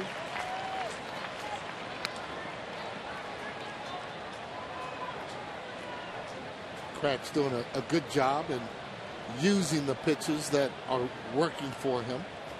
I think that's one of the things that's really stood out about Eric Kratz since he's taken over the everyday duties behind the plate, is just how comfortable and confident he's been calling pitches for, you know, the big 3 and everybody else in the rotation.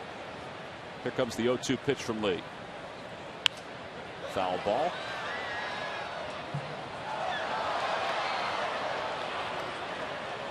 Looking ahead to the Phillies' 6th inning, it'll be 4, 5, and 6 due up as they try to solve Jeff Francis. First, though, Cliff Lee's trying to get the last out here at the top of the 6th. 90 pitches so far for him.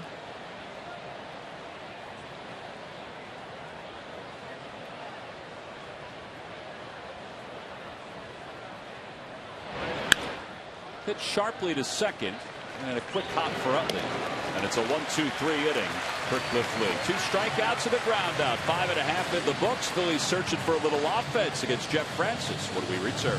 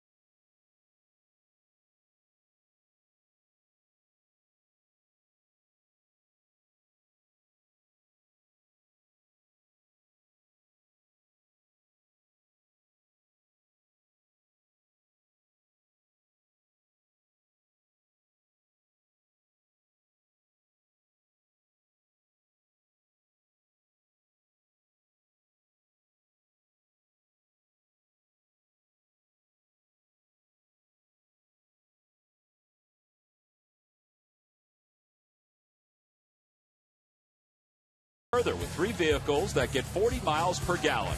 By the Pennsylvania Lottery, play The Price is Right, the new instant game for the Pennsylvania Lottery. Must be 18 years or older to play. Please play responsibly.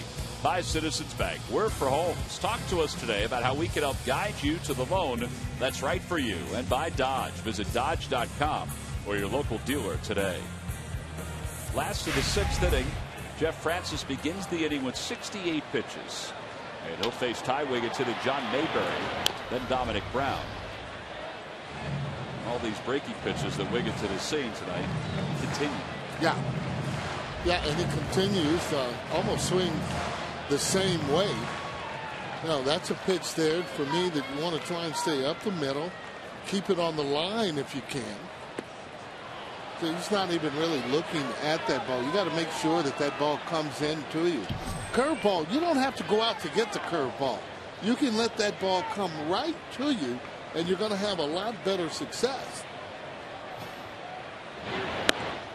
A fastball upstairs, 1-2. You just saw Matt Reynolds, the left-hander, and Carlos Torres, the right-hander, warming up behind Jeff Francis. Now the 1-2 pitch to Wigginton. Another curve. He checked his swing. They appeal. No swing, says Holbrook. 2-2.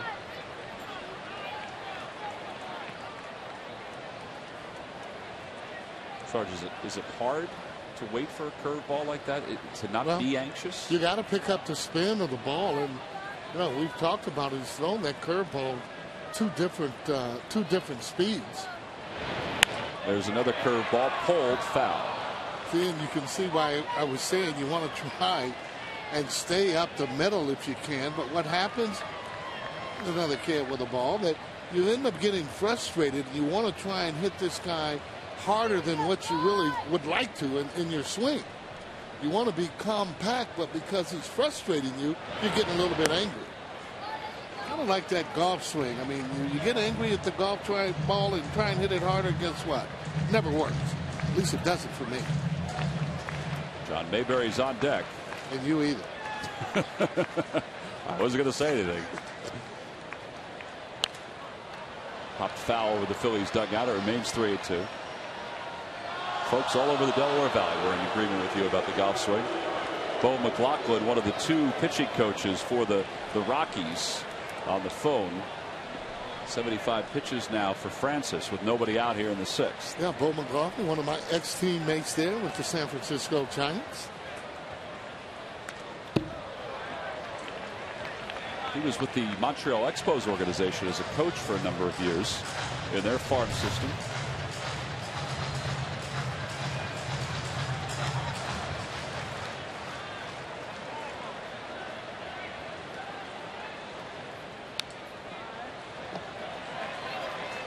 This is the kind of guy, for me, I mean, I would just almost get on top of the plate, kind of almost dare him to throw it in. He's not a pitcher that really can throw the ball by you. At least he shouldn't be.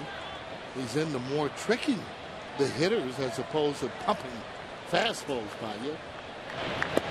And a called strike 3. Well, just as you say that, he sneaks a fastball by Wigginton for the first out. That's almost impossible, especially if he's sitting on breaking ball, and I'm sure the way he took it looked or appeared like he was looking off speed.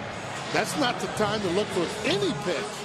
When you got 3 and 2, you're protecting it, and this ball here looks to be like a strike. Yeah, that's a see you later. 6 strikeouts for Francis. He's retired 5 in a row. He's gotten Wigginton 3 times tonight on strikes. John Mayberry is 0 for 1. He was intentionally walked his first time up.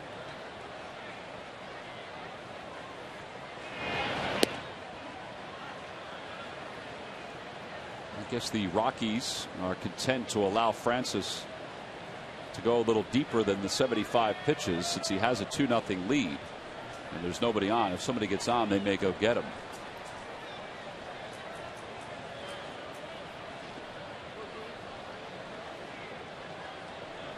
Their theory is, and Bill Guyvet is one of their assistant general managers. He now has his office very close to Jim Tracy's office down near the home clubhouse. There's Tom Reynolds, the bench coach, next to him.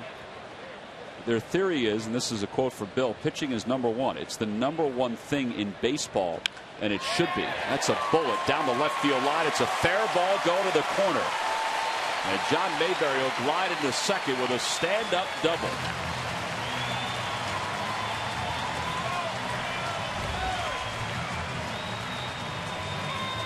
21st double of the year. The Phils have a runner in scoring position. Yeah, that was a rocket. Well, and so that's all part of what the Rockies are trying to do. They're trying to develop their young starters and even their veterans like Jeff Francis to be able to focus on the first 75 pitches they throw. Well, he didn't focus on that one. That one right down the middle as he actually hits a line drive. Just need a little bit more of those. Well, for me, I mean, when you focus and having demeanor, that comes from me with the player. That's not something that you can teach. You got to really have that. I mean, your concentration, your desire, to want to get better, that comes from within. You don't teach guys that. You don't teach guys bat speed. I tell you what you'll do. You end up putting a lot more pressure, for me, on pitchers trying to make those type of pitches on that 75. Because guess what? Sometimes maybe they don't get it in the groove until they're 60 or 70 pitches in. Brown out in front of a breaking pitch. It's 1 ball and 1 strike. I think that's a great point. I mean, Francis has allowed 21 runs in the first inning of games this year. Although he's done okay with this new style of pitching for the Rockies. A lot of guys that allow 21 runs combined in the first inning of games, they don't settle down until after that first inning. Yeah, that's a good point. And getting free agents, I can't see many pitchers going to Colorado. I mean, it's tough enough to pitch there alone, but if you can only go 75 pitches, it's going to be difficult to coach any of the guys to come in. They're going to have to build that from within, and that's what they're willing to do. You have to draft pitchers and try and keep them. In all fairness, though, usually when you're drafted from a team, you really want to stay with that team because that's all you know. 2-1 the count to Dominic Brown with a runner at second. And one out here in the top of the bottom of the sixth.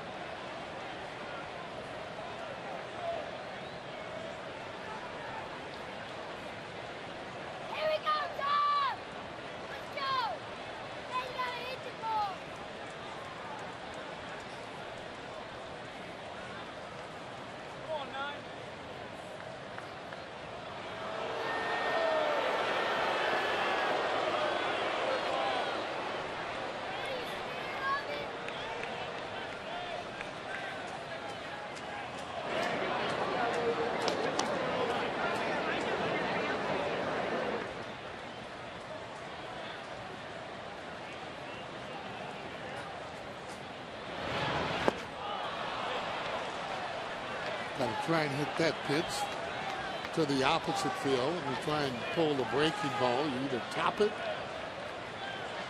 or swing and miss. That's why it's so important when you're hitting. You got to be able to pick up the spin of the ball. Quicker you pick up the spin, easier it is to be able to hit the ball. Plain and simple. It's even 2 balls and 2 strikes. Mayberry inches off second. The pitch. Another curve ball. Swung on and missed. That curveball has overmatched a number of guys tonight. That's 7 strikeouts for Francis. And here comes Jim Tracy. He's going to pull a double switch. With 2 outs, a runner in scoring position, Eric Kratz, a right-handed batter, due up for the Phillies. So Jeff Francis will go 5 2/3. And he'll leave with a runner in scoring position. Blackman will come on to play right field for Tyler Colvin. And Francis will exit for the right-hander Carlos Torres. At least that's the signal from Rob Drake, the home plate umpire.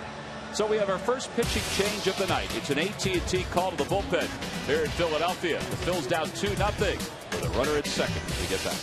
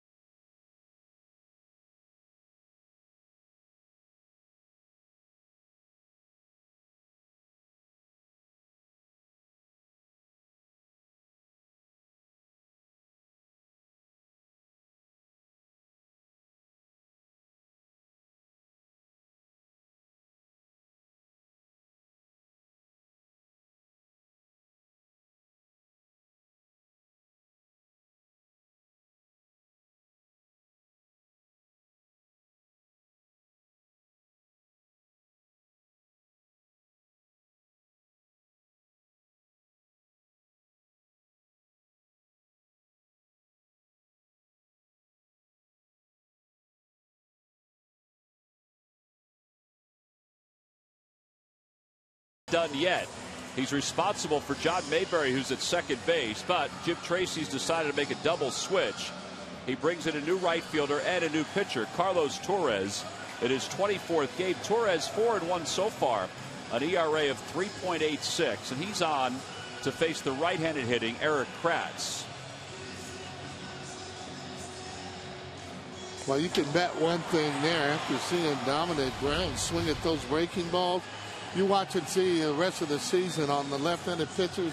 They're going to give them a lot of breaking balls, and that's what the scouts will do in the stands. They'll look and see the different weaknesses that certain players have. They're writing them down. That goes all over the league, and you have to be the one to make the adjustment. Well, you saw Charlie Blackman, who is the new right fielder for the Rockies. He'll bat ninth. And Torres is one of the hybrids, a guy that can go 2 innings for Colorado. He'll be in the 7 hole. Well, here's Kratz. Kratz is 0 for 2. Fastball hit the opposite way. Blackmon challenged right out of the chute, and he makes the play.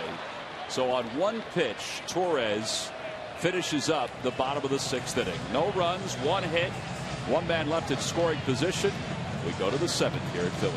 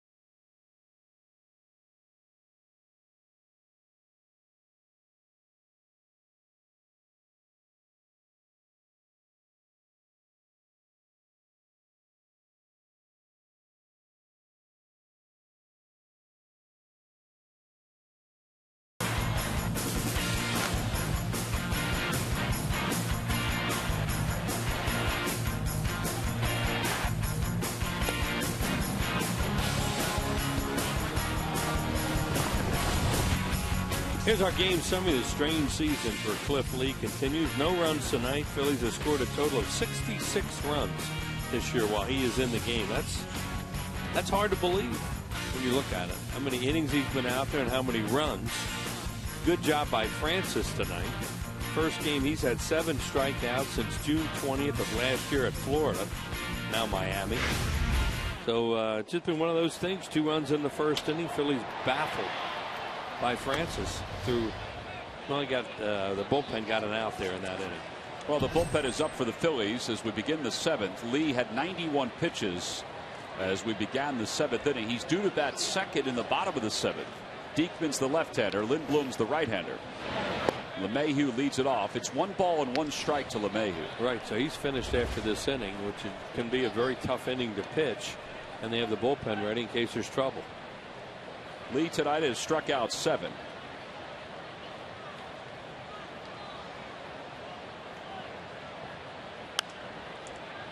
LeMahieu's 1 for 2. He flied out to left his first time up and then singled in the 4th. Blackmon will be up next as part of the double switch.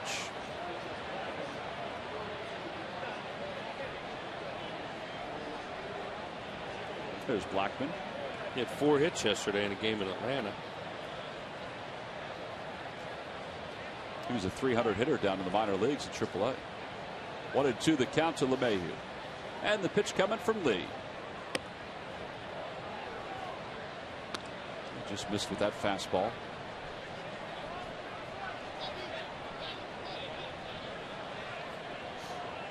Pete Buchanan and Charlie Manuel going over the lineup card.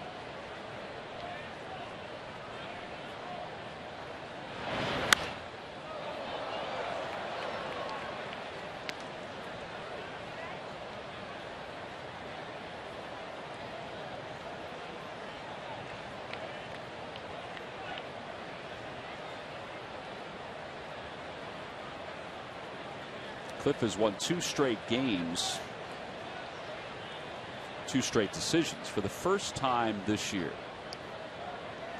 Trying to win 3 straight, and he misses low with a fastball 3-2. Phillies have won 2 straight games from Lee 3 times this year.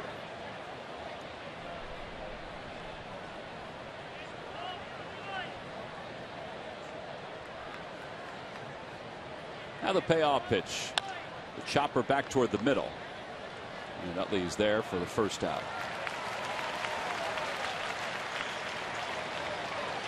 One away. Blackman's coming up. Let's check in with Murph, who has an update on Vance Worley. Murph? Yeah, Scott Profrock filling us in on the latest on Vance Worley, who actually had his surgery today on his elbow. We are told he's doing well. Inside that elbow, they removed a small body and a small bone spur as well. And they said that he's doing well, all sewn back up, and he could be back at the ballpark, guys, as early as tomorrow to begin his rehab. So the Vance Worley progressing well, and hopefully, obviously, they want him ready when the spring comes next season. So that's what they're working towards. He might be back to the ballpark as early as tomorrow. Well, that's good news that they were able to clear everything out and there were no additional issues.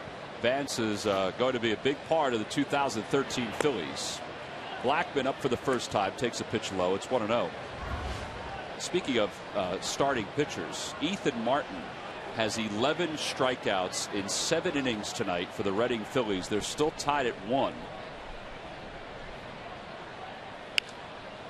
in Trenton with the Thunder. 11 strikeouts in 7 innings. Young right-hander came over in the Victorino deal with the Dodgers. He's pitched very well for them since they got him. That's what Josh Lindblom told us when we were in Washington. Remember, we were talking to Lindblom, and somebody asked him about Ethan Martin. He said he's got a chance to be really good. Over to third. That's a foul ball. Good job by Philly scouts in that area. Before they make that deal, they have to go over all kinds of reports on prospects and who they're going to ask for, because the Dodgers are obviously interested in Victorino, so try to get something back for him. It would appear they did. Lindblom here is a major league pitcher, certainly, and maybe something out of Martin. Speaking of the Dodgers, they begin a series tonight against Tim Lincecum and the Giants, a 3-game series.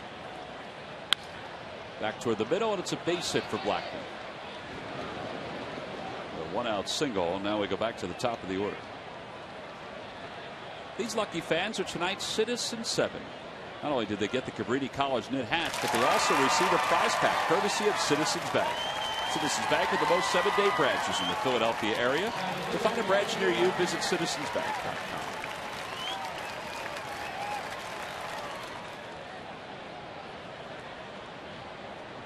Lee has had Fowler's numbers so far tonight. Fowler's 0 for 3 with a couple strikeouts. Popped out in the 5th.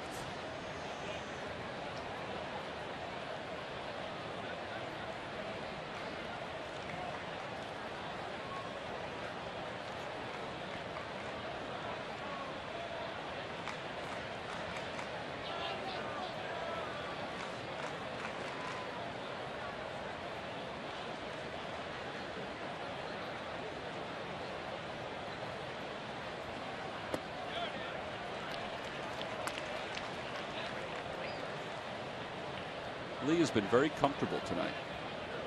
Kind of like he's been the last 2 starts. Yeah, he's been fine. 2 runs in the first inning. He should have a heck of a chance to win a game.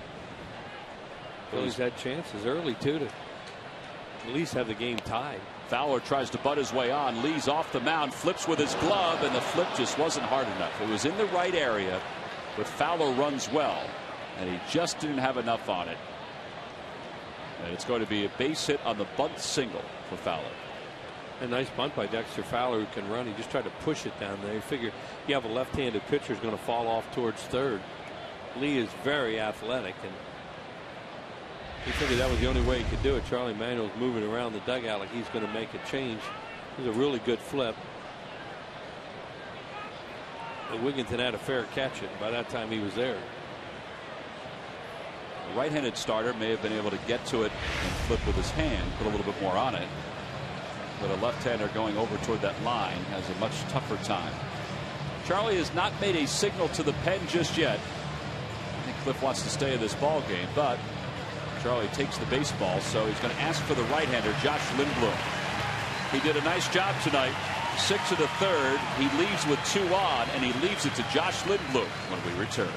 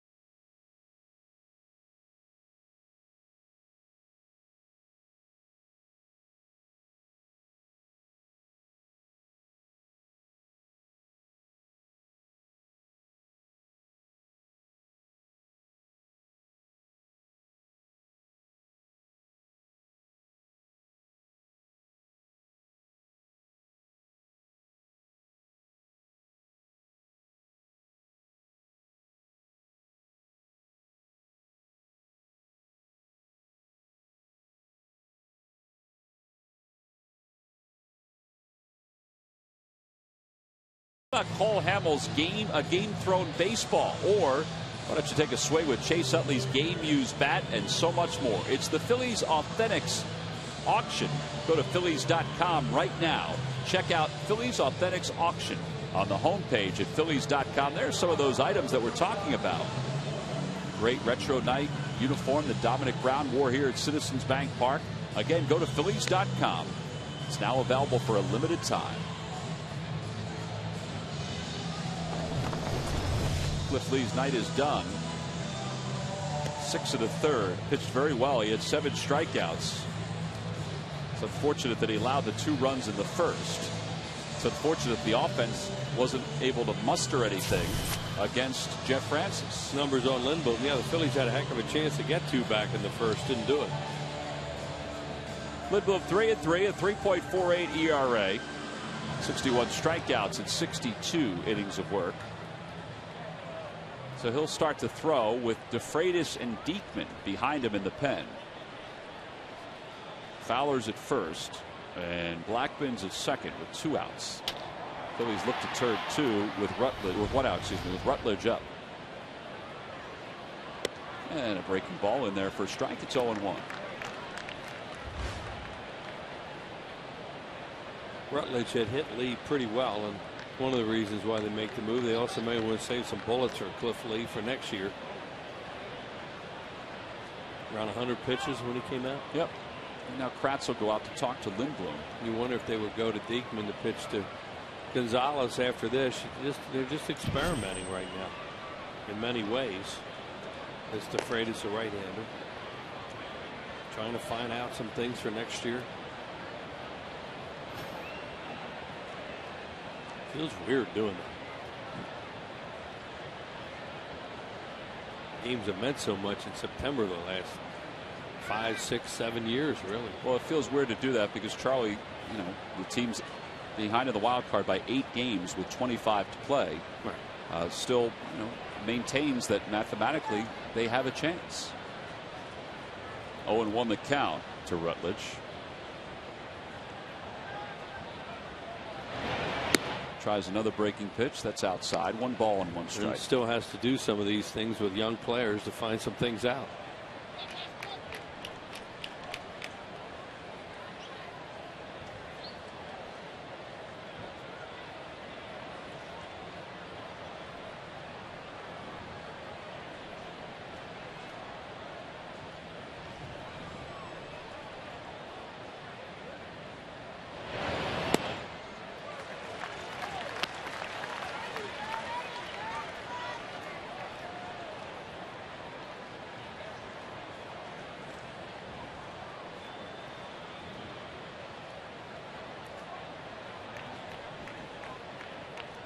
Rutledge is 23 years old.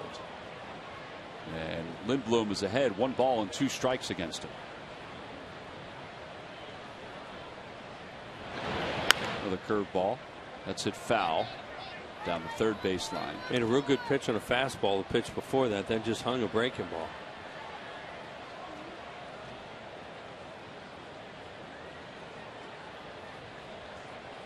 Showing the baseball around.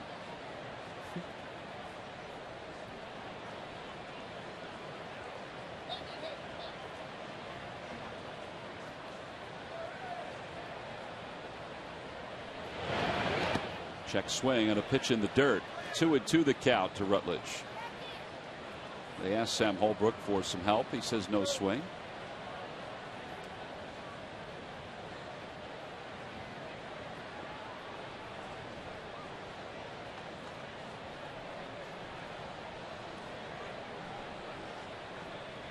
Runners take their lead.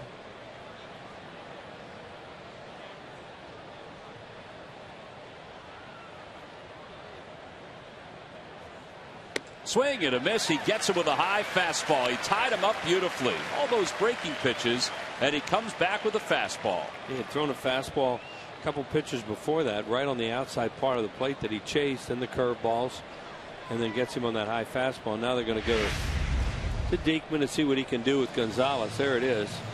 Classic tied him up as his hands came right back towards his body. So with Carlos Gonzalez due to bat, Lindblom gets the only batter he needs here in the 7th, and now it's up to Diekman to try to get Carlos Gonzalez. Another pitching change for the Phillies. We'll be back to Citizens Bank Park right after this.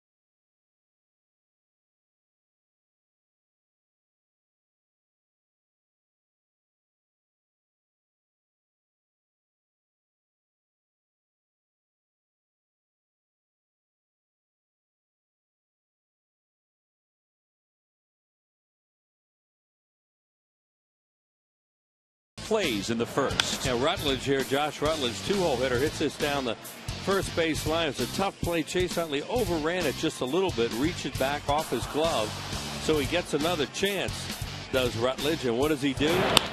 Line drive just over the glove of Jimmy Rollins. He was leading a charmed life there in that first inning, and that, you know, he got on base, they doubled him in, and then Gonzalez scored after that, and they're the 2 runs in the ballgame. Coors Light Freeze Camp brought to you by Frost Brewed Coors Light.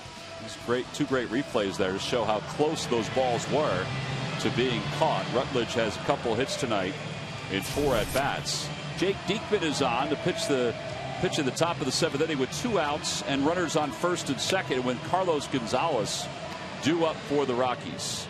1-1, a 4.64 earned run average. Lefty's hitting .222 against him.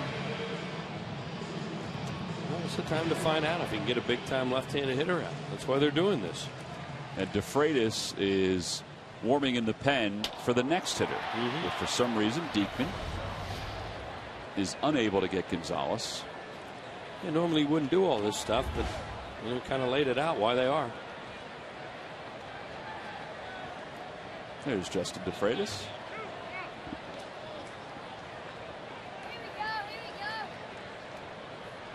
Carlos Gonzalez is 1 for 3, doubled and scored. They drove in a run in the first, and then he's grounded out to Utley his last 2 times up. Hit it right on the nose last time. Press thought about throwing behind Blackman, just couldn't get a grip. One of the things that's really going to help Jake Diekman if he can start to get strike one on hitters. He hasn't been able to do that consistently. He's nasty enough that if he gets strike one, he'll get outs. If he doesn't, then they don't have to swing at some stuff. They'll get ahead and they'll either hit him or walk.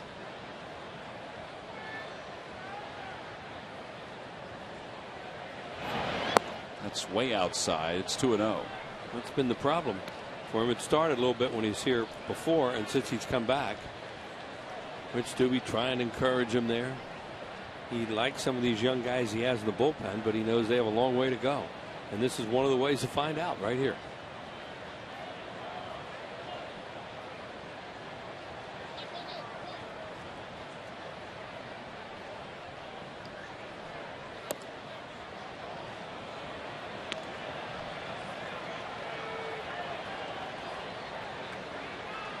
Rosario, the catcher, the cleanup hitter on deck.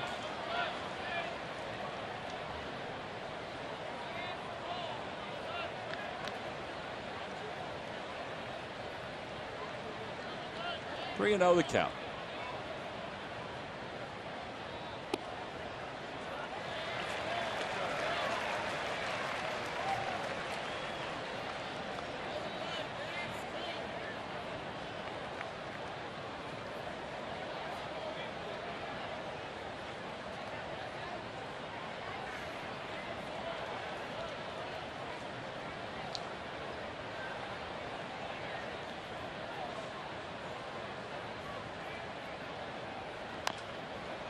And now it's back full, 3-2.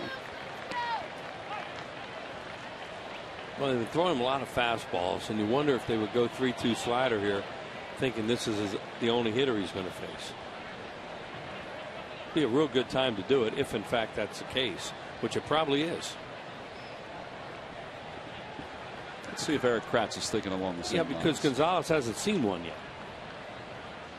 And even though he's in a hitter's count, a 3-2 slider can fool a guy when they haven't seen one. Lee locked him on a curve in his last at bat for strike 2. 3-2, 2 outs. The runners will be off. And he throws a fastball. Yep.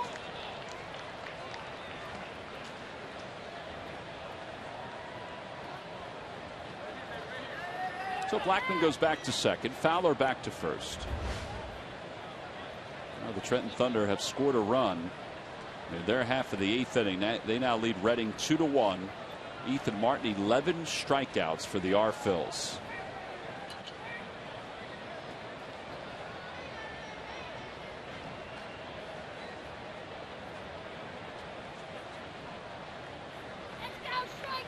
Three and two, 2 outs here in the top of the 7th. Runners go. Ball is bounced to the right side. Utley gobbles it up, and the inning is over. So the experiment works. Lindblom gets the right-hander. Diekman gets the left-hander. It's time to stretch here in Philadelphia.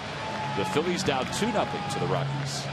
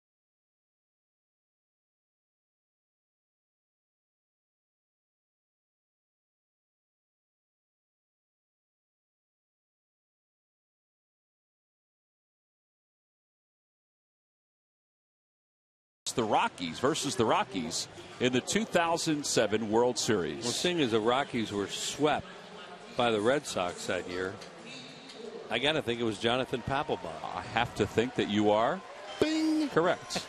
Thank you, Sarge. Thank you, Sarge. Papelbon also had his first career pickoff in that World Series. Log back onto Phillies.com to find out if you're the winner of a Phillies prize pack. And thank you for playing Dodge Stump the Fans. Wouldn't have known that one. He or is the pitch hitter for the Phillies. Pitch hitting for Michael Martinez, and it's 1 ball and 1 strike. Carlos Torres is still out there for the Rockies, whose bullpen, thanks to the out that Torres recorded, has now had 20 straight scoreless innings. And they have 10 more bodies out there they can use tonight if they'd like to. They do have a lot of guys in their bullpen. They brought 11 on the roster. Well, with that philosophy they have in the starters, they can really load up with bullpen guys. Off the hands, a spinner out to shortstop, and Orr is safe at first base. The shortstop Rutledge is a new player in the league, and he does not know, and how could he, unless somebody told him that Pete Orr can fly.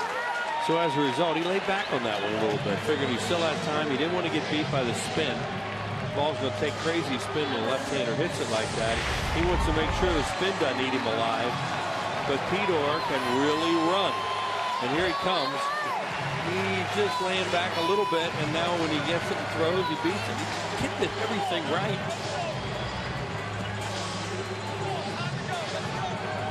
And he may be out anyway. Might have been out. But he isn't. And that's a good thing.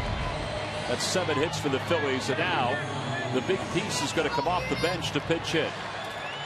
Lance Nix was out of the on-deck circle, but now that the Phillies have a base runner, Charlie Manuel's decided to bring Ryan Howard into the game.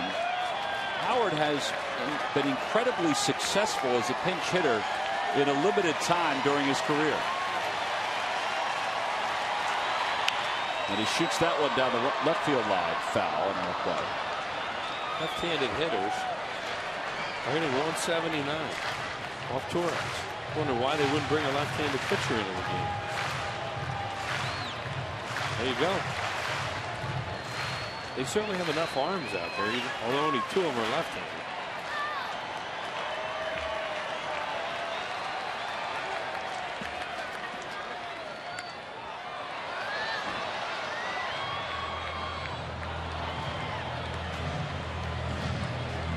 All these guys for the first time. They say fastball, curveball, cutter. Ran something in on him then.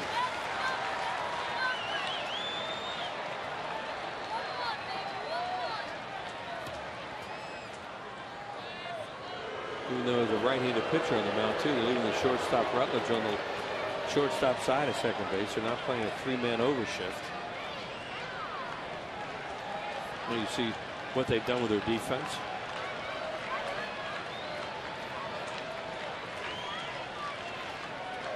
Outside, 1-2. And the way most teams do it, Ryan Howard, you go play the left, the center fielder towards left center.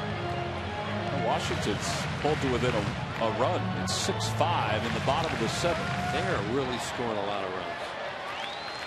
Also hitting a ton of home runs lately. That Beltway down there has given up a lot of homers in Baltimore and Washington the last few days. There have been 11 runs scored in the Yankee-Oriole game. 11 runs scored in the Marlin Nationals. Yeah. Nationals Park is a big ballpark, but it's been hot and they've been making the play small. Yeah. 2-2 the count to Howard with a runner at first. And a breaking pitch swung out and missed. That was the curve, and it was the first one of the at bat against Ryan Howard. 1 away.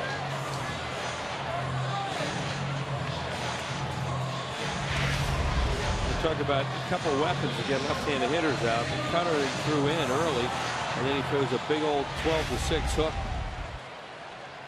Then he chases.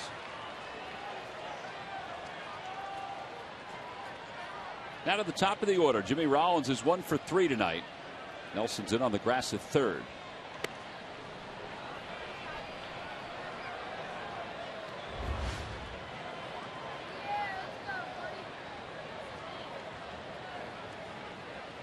Orr being held on by Pacheco.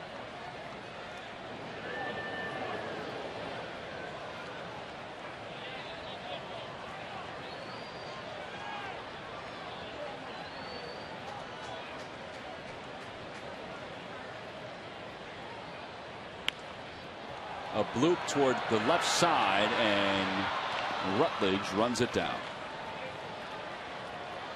2 outs here in the 7th. Tonight on Sports Night, highlights of the breakdown of this ball game, plus Eagles Pro Bowl running back LaShawn McCoy joins Derek Gunn in studio to break down Sunday's season opener. Get all the news Philly fans need to know on Sports Night. That's tonight at 10, only on Comcast Sports Night. 42,000 plus here tonight. Phillies haven't managed a whole lot of offense. And they trail it 2-0. Juan Pierre has 2 of the hits tonight. 2 of the 7 for the Phillies.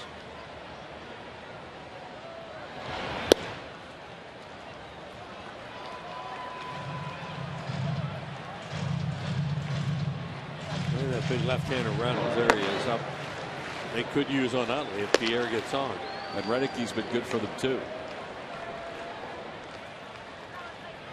Fastball for a strike. When the Rockies were here last, when we were in Colorado, they called the guys that came in after their starter the piggyback.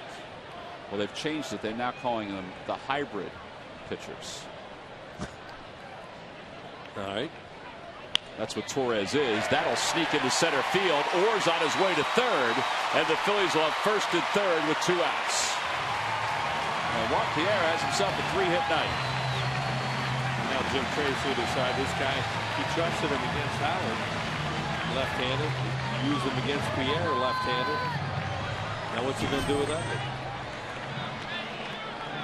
Well, Chase is walking to the plate. Rosario is going to bring the game to a halt as he goes out to the mound to chat with Torres.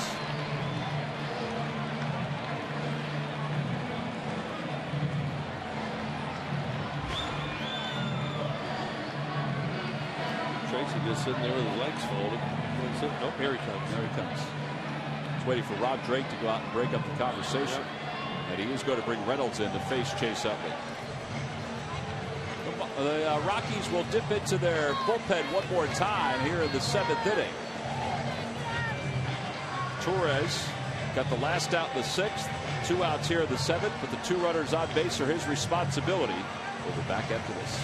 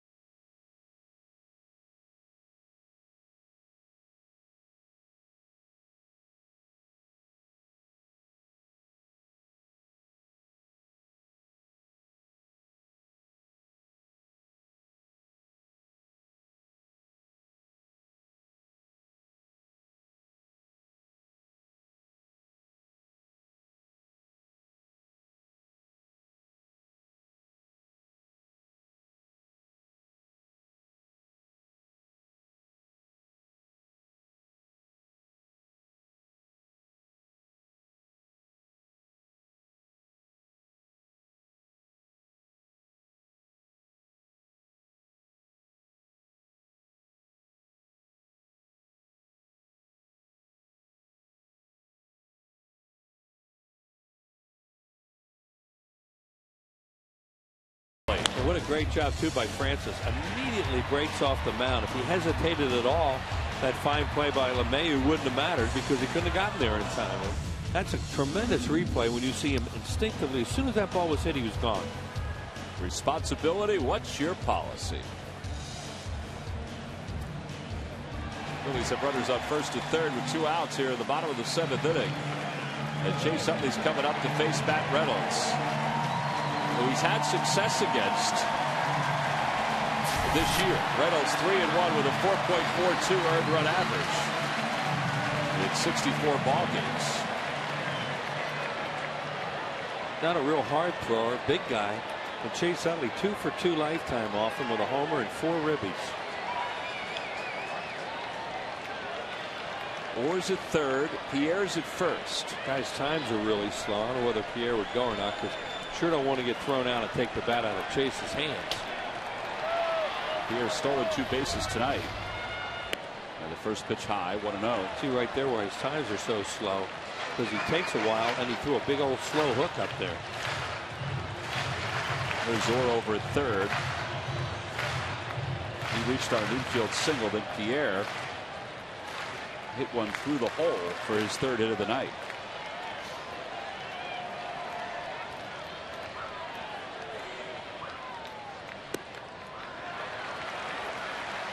The outfield is deep. In particular, Dexter Fowler, who's very deep in center. Yeah, this is where they play for the no doubles, don't hit it over your head defense. With the tying run at first base and the go-ahead run at the plate.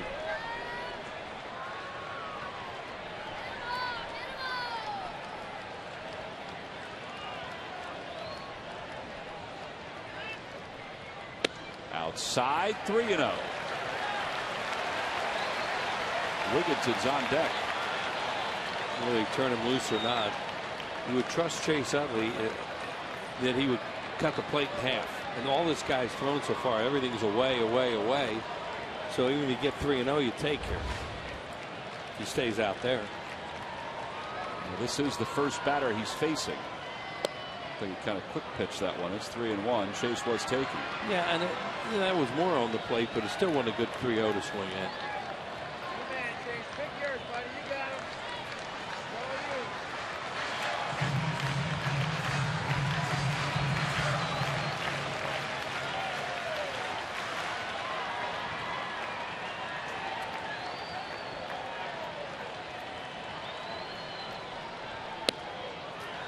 Ball 4 to load up the bases. Reynolds thought that was a strike.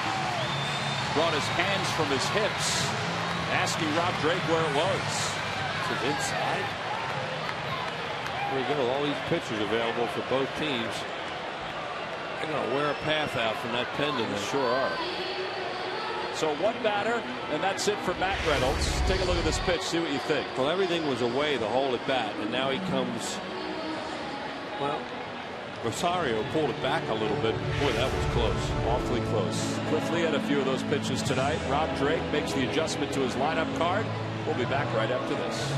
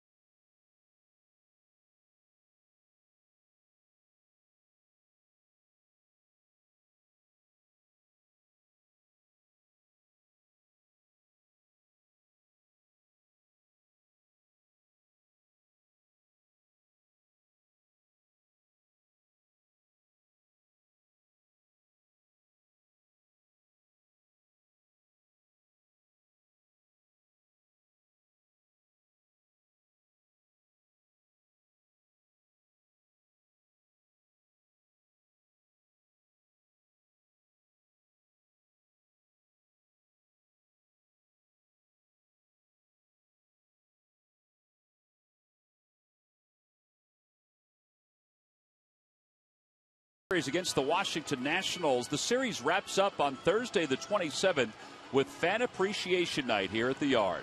Order your tickets now at Phillies.com. The Phillies and the first place Washington Nationals.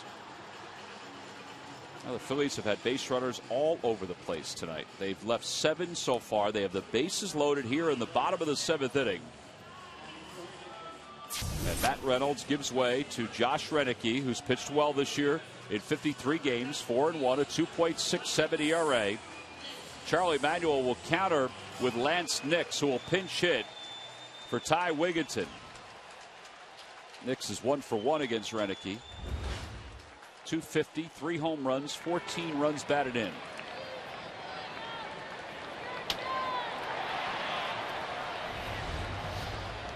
Phillies do not have a hit with a runner in scoring position tonight. First pitch is in there for strike. It's 0-1. Orr's over at third. Pierre's at second. And Utley is at first.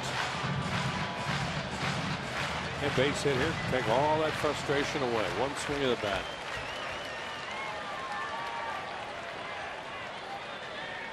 Oh, and 1 the count, the pitch. Low, 1 ball, 1 strike. Cliff Lee off the hook. Give yourself a chance to win the game.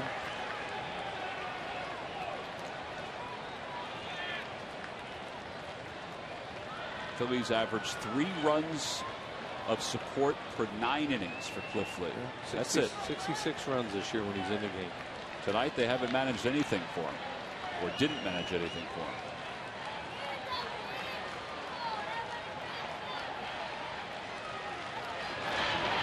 Outside, 2-1. That was a fastball from Reddick.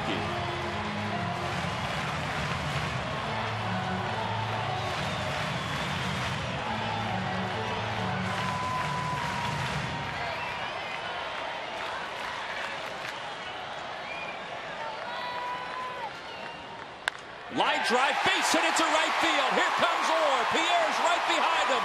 Utley going to third. He'll be held there. It's a 2-run double for Lance Nix. And the Phillies have tied this ball game up here in the bottom of the 7th.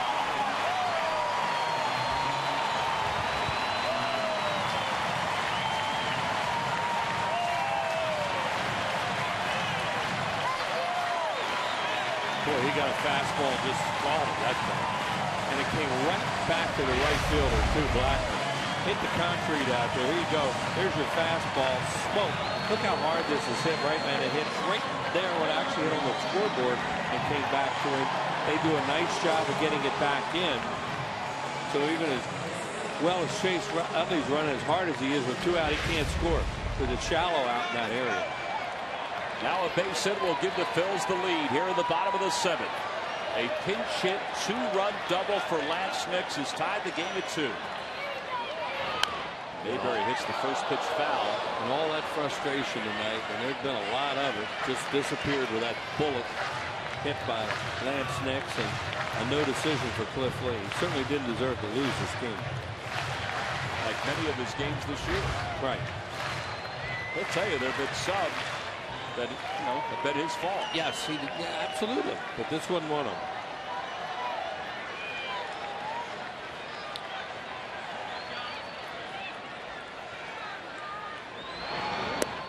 Lays off a breaking pitch. 1 ball and 1 strike.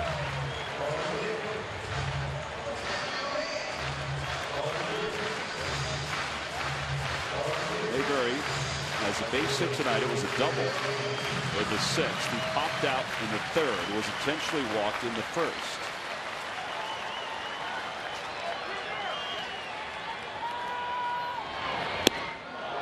I think Charlie's going to give the 8th inning to Amar. He's warming up. Well, Ruben Amaro had a sit down with Jim Salisbury from CSNPhilly.com, and one of the questions that Jimmy asked Ruben was about the 8th inning in 2013. And Amar was one of the names that Ruben brought up as a possibility for the 8th inning. Yeah. Well, that's the Phillies' first hit with a runner in scoring position. Let's see them get their second. Yeah. Back toward the middle, but the second baseman, LeMahieu, is there. And the Phillies will settle for tying the game here in the bottom of the 7th inning. Lance Nix off the bench with a 2-run double. We're all even at 2 as we go to the 8th.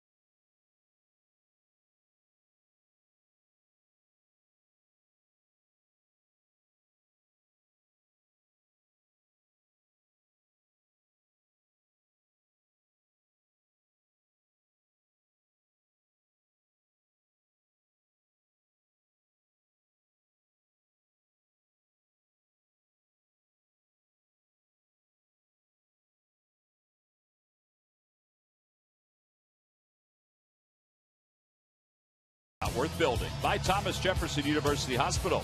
Call 1-800-JEF now for an appointment.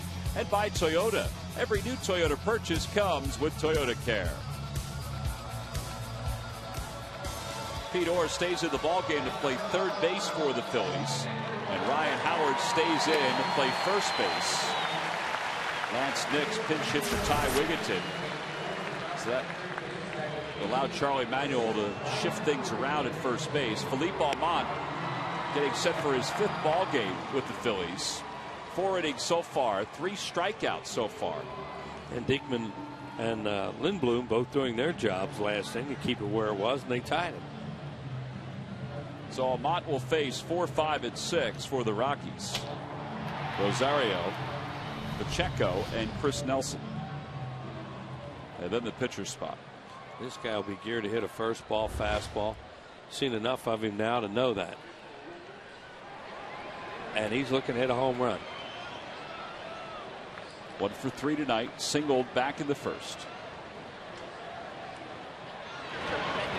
They start him off with a breaking pitch, and it's 1 ball and no strikes. Yeah, that's Brad. They talked to Kratz before he went out there, and you don't want to throw him a first ball fastball here.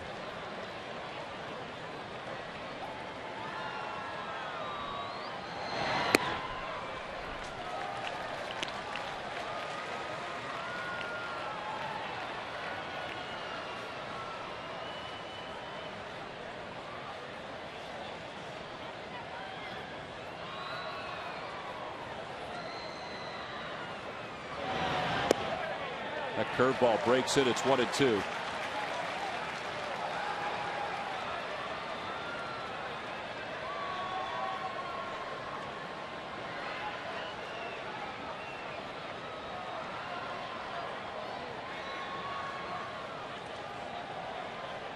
Now the pitch from Almont. Had him pulling off. Yeah, they're throwing him a lot of breaking balls. 1 fastball and 3 curveballs. Seen enough of him this year to know that he can really hit a middle in fastball up. They seem to have found themselves an everyday catcher. He's strong. Fastball. Swing and miss. They got it. 96 on that pitch from Almont. All those breaking balls, that fastball at that point becomes a lot more effective than early in the count when he hasn't seen that other stuff. Tom said it's 96. And that had some life. It sure did. Jordan Pacheco is 0 for 3. He struck out twice tonight. Cliff Lee started, went 6 1/3. Allowed 2 runs on 8 hits. He will not fare in the decision. This game is up to the bullpens. Yeah, both starters pitched well here tonight. Cliff Lee and Jeff Francis, 2 left-handers.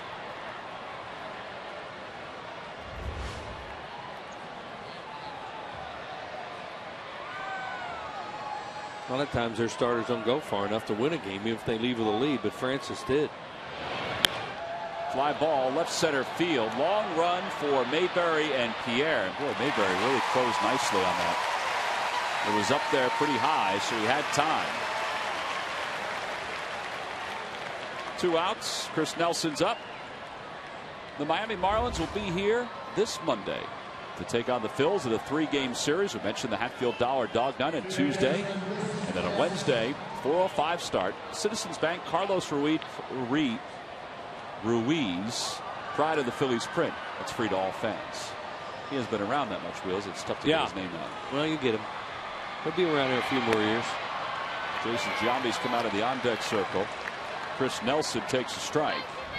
Another guy that likes a fastball.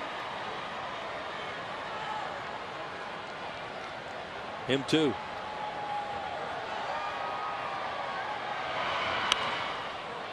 Quickly, it's 0-2.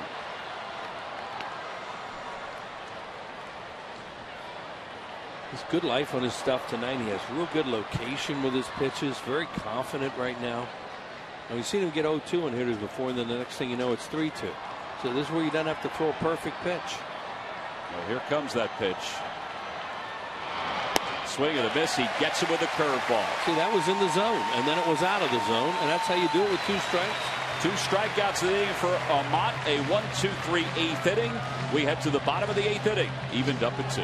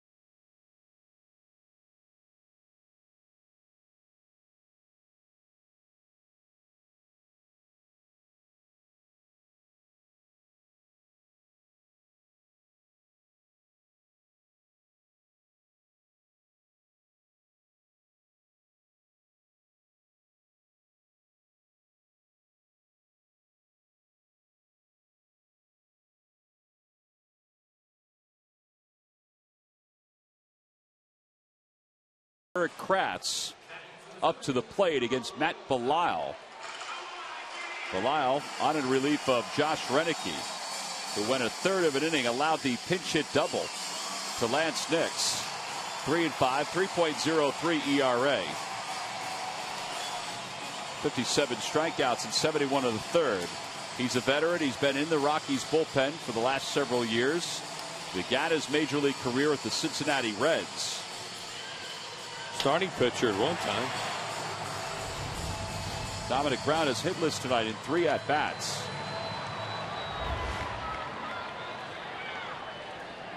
Couple strikeouts and a ground out.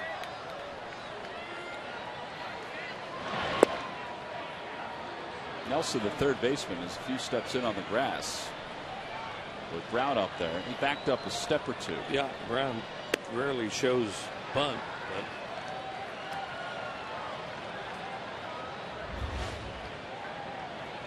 the Nationals have tied up the Marlins in the bottom of the 8th inning. Ryan Zimmerman a home run and a triple. Michael Morse hit a home run to tie that. They are just hitting tons of home runs. Miami had a chance to blow that game open in their half of the 8th inning. And they took Strasburg off the hook in that game now. Here's the 2-1 to Brown. Dominic had all kinds of problems with that slow hook from Francis tonight. Wigginton and Brown, trouble with a curveball. And Francis had a good curveball.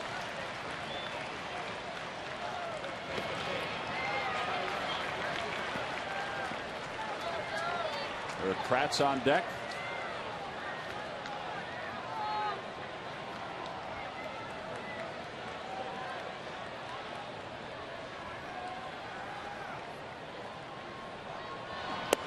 Ball 4. Dominic Brown works out a leadoff walk.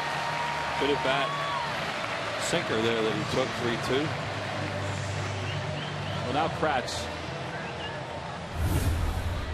Here's the reason we're tied. Our W.B. Mason delivery of the game. Lance Nix got a fastball here. He can really hit the fastball from that right-hander. Renicky took a really good hop though. It came back. You know, the more I look at it, that Blackman did a nice job of going in and getting it as much as anything and keeping Chase Utley at third base. But that's our W.B. Mason delivery of the game. Is 2 runs scored on that to tie it. Kratz lays off the first pitch. It's 1-0. Well, Wheels Kratz is due. It's 0 for 3 tonight. And in this ballpark. This That's ballpark. It's unheard of. Well, let's put it this way. They're not going to bunt him. Not going to bunt him.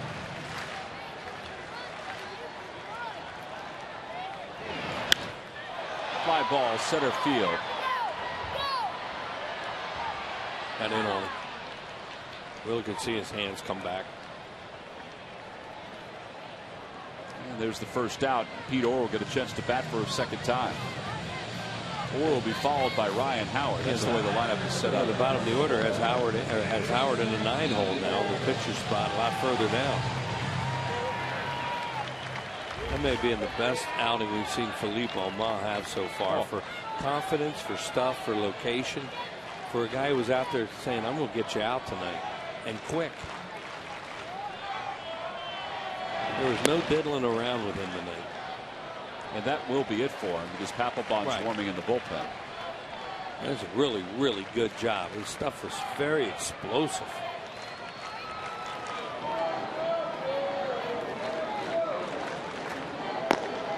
If he can repeat like that, he could be good.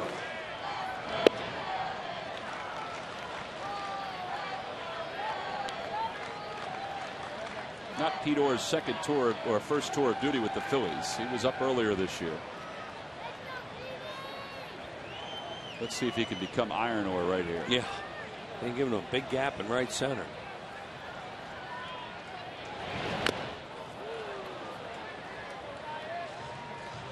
With Lehigh Valley this year, he had 258 with 4 home runs and 33 runs batted in.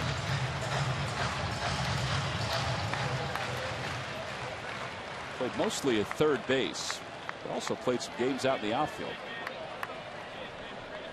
In the majors, he has 13 hits and 43 at-bats this year.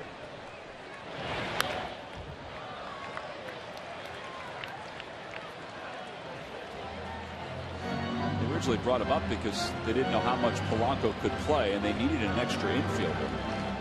Now, as we found out today, Placido Polanco went on the disabled list and is going to be lost for the year. Right.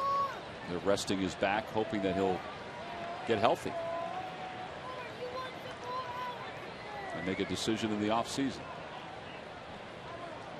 1-2 the count. Time is called.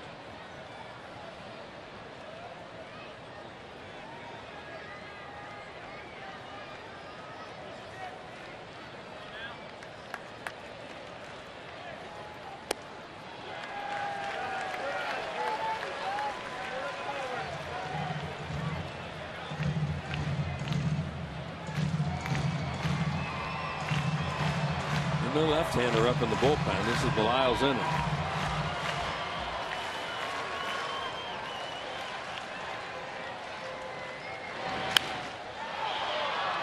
That'll slice out of play, and it remains 2-2.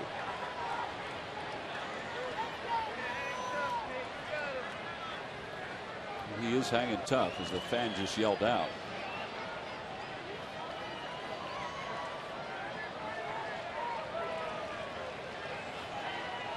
Phillies with 9 hits, the Rockies with 8.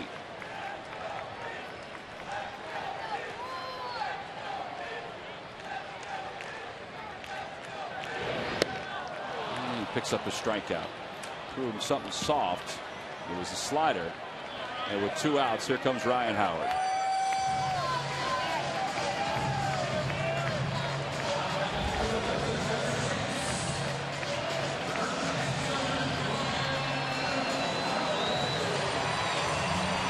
Torres, who was charged with the 2 runs in the 7th inning, struck out Howard in a pinch hitting appearance. Howard stayed in the game to play first, so now he's batting 9th. Rollins is on deck. Brown's at first. 0 for 5 against Belisle with 3 strikeouts and 2 walks and a ribby.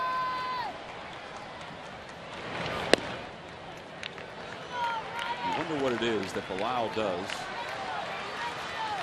that has been able to retire Howard 5 times. I don't know, but Jimmy Rollins is 5 for 10 off him.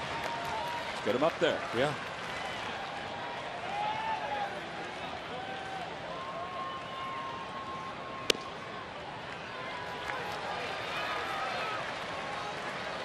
They do not employ the 3 over shift either on Ryan Howard. So he has a lot of room in this area.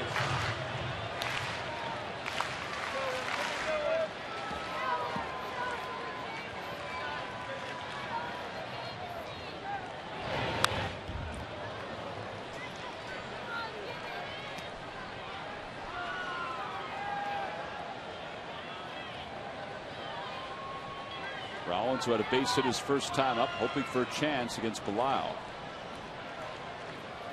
Phil's tied at 2. Brown, who walked to start the inning, still over at first.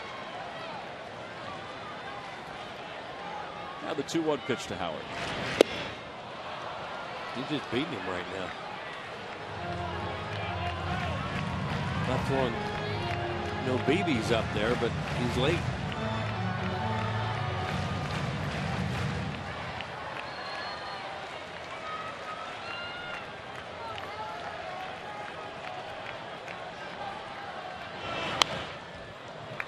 Fouls off a 92-mile-an-hour fastball, as you see from the gun. Oh my gosh. Oh my goodness. 7 errors for the Pirates. You need your arrow back from Cincinnati, Wiz. I tried. There's one there. 7 errors. I've never heard of that before. No, not for a team that wants to go to postseason.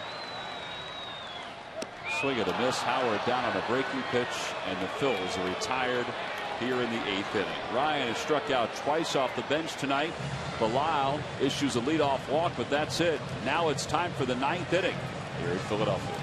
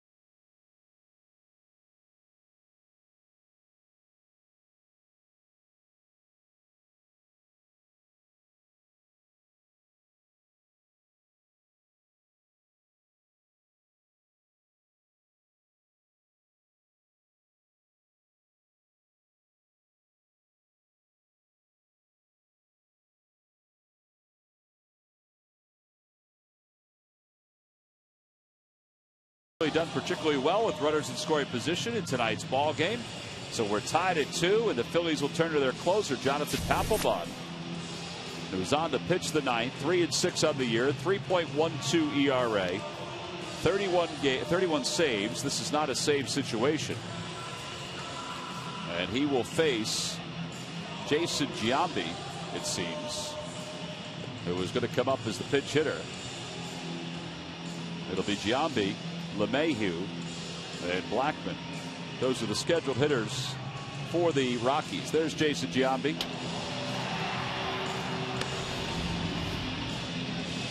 Little gray in the beard, but still can provide a pop off the bench.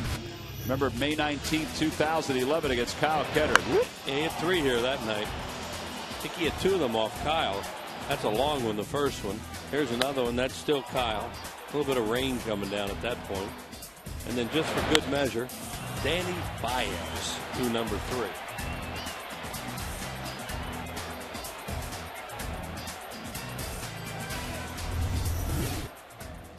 Oh, he's hitting .244 with a home run and 8 RBIs this year. So Papelbon will face him to start the 9th inning. So he's playing the pull. He's always had one of the best eyes in baseball. Oh yeah, it's one of the reasons why he's always been such a good hitter. See what he is against the Phillies, 3 of those homers in one game, because he walks so much. And he gets ahead in the count.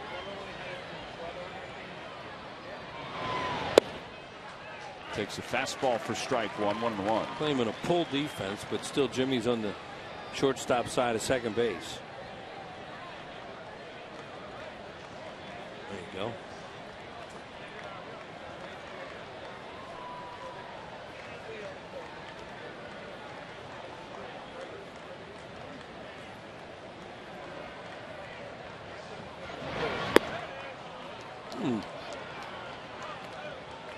Papelbon looked like he wanted that one. I guess it was hot. That's what it was. Rob Drake, the home plate umpire. See a lot of different pitchers tonight.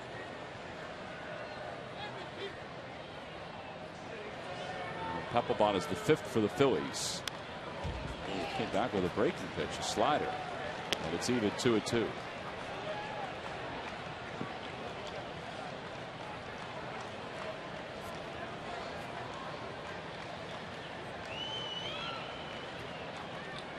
Throw many sliders at left-handed hitters.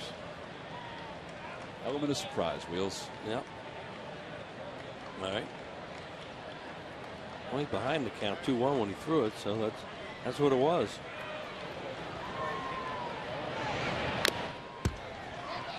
Get back with 95 on that fastball, and Giambi fouls it away.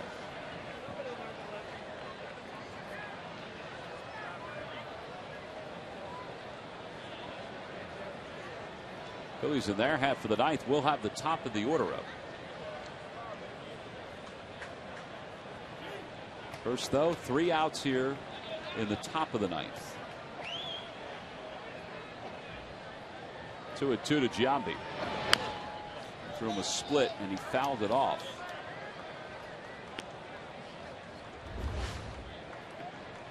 Going to Major League Scoreboard, a final score from up in New York. The Braves have shut out the Mets 3-0. Braves have only lost 1 game since they beat the Phillies that game Sunday night. Talk about loosening the team up.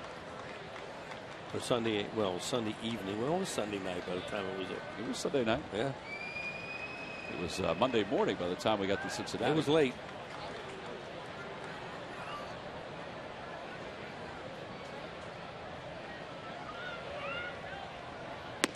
Outside, 3-2. Typical Giambi, good at bat, 7 pitches at this point. They have guys that can pinch run for Giambi too if he gets on.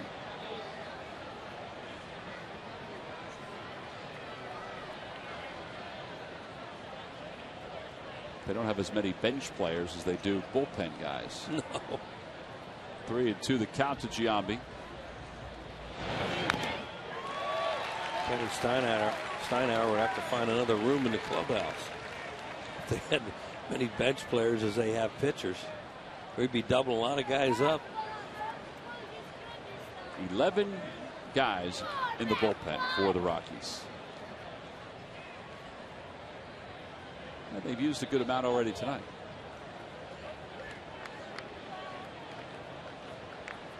They've used 4 out of the pen. One of those old stadiums they used to use the football clubhouses to house some of the September call-ups. Once again, the 3-2 pitch to Giambi. Fouled that off his foot. Since he got ahead in the count this way, too, the last couple of pitches they've gone to a 3-over shift. Early in the count they didn't, because he's such a good hitter. They didn't want to give up a whole big area of the field. But now 3-2, they're thinking he's more likely to pull, so they have the 3-over there.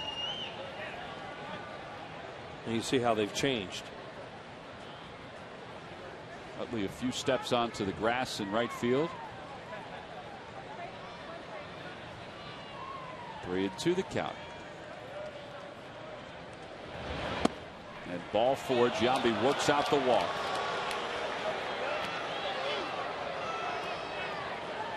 Well, that's a 10 pitch at bat. And now they'll bring Andrew Brown into pinch hit. Or pitch run, excuse me, for Jason Giambi.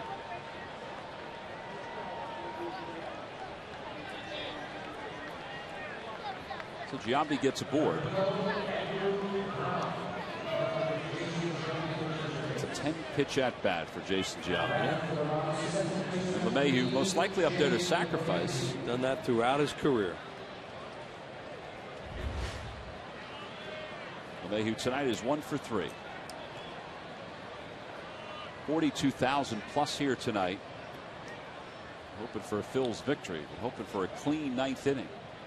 Runner goes. Forget about sacrificing. The throw to second, right in the base path with a tag by Jimmy Rollins. Eric Kratz has been outstanding behind the plate with that arm. That's a hit and run. LeMahieu swings through it when you think they're going to bunt.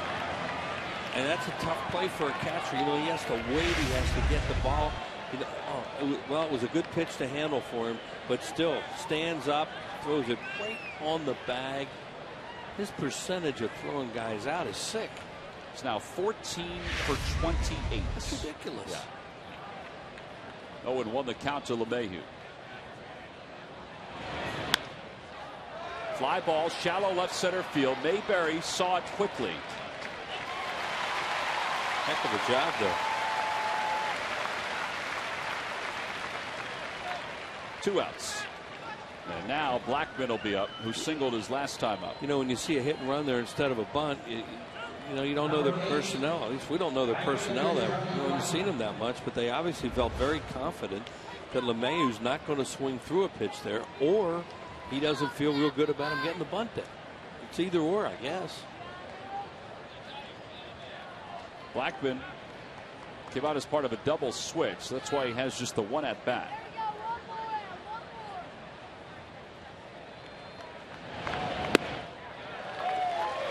Looking to give the Rockies the lead with 1 swing. Saw this guy with a couple of bats yesterday. He looks like a low ball, left-handed low ball hitter. Betancourt is the right-hander closest to us. Rafael Betancourt. He's a closer. Harris is the guy, the other guy, number 48. Jim Wright out there with him. 0-2 the count as Blackman fouls it away. Such a lift too for a pitcher. That long battle with Giambi, and then Papelbon walks him on a pitch he thought was strike 3, and he's in a jam, and the next thing you know, that guy throws a runner out at second base. You got 2 outs. Now you can just get after the hitter and get ready for the 9th.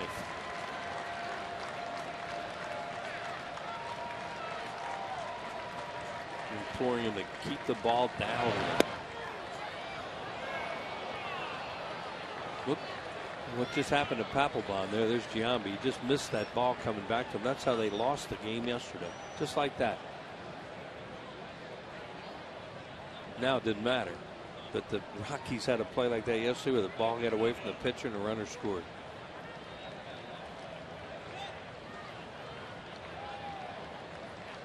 One ball, 2 strikes the count.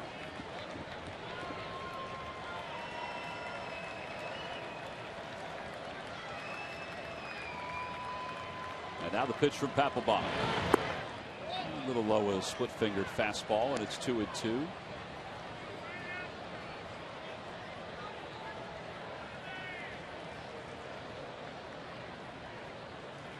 They certainly are mixing in more of the splits and the sliders with Papelbon recently. Well, especially after Sunday, when he got burned throwing all his fastballs at Chipper Jones and finally just crushed one.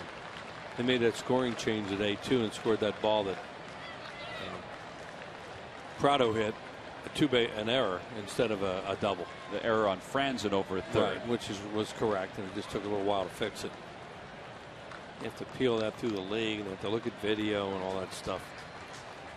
Kratz will set up near the inside part of the plate, and a slider runs the count full, 3-2. Pretty good at bat for a guy who's never seen this pitcher. Fowler's on deck.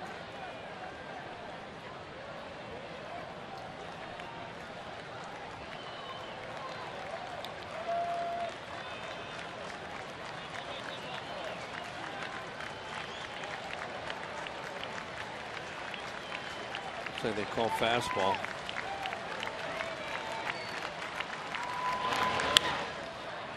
Got him to lift it. It's a shallow center field. Mayberry comes in. He's under it, puts it away, and we're going to go to the bottom of the 9th inning. tied up at 2. Part of the reason Eric Kratz, who was able to gun down the pinch runner Andrew Brown for the first out. Look at the reaction for the fans. They're loving it.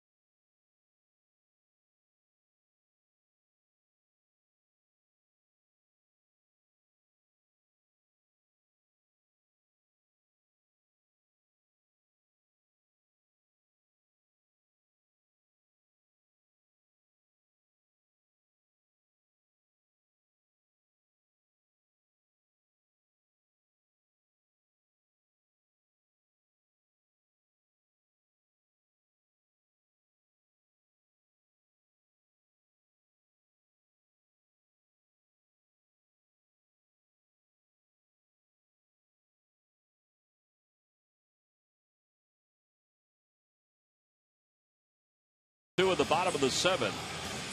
And as we go to the bottom of the 9th inning, the new pitcher is Will Harris for the Rockies.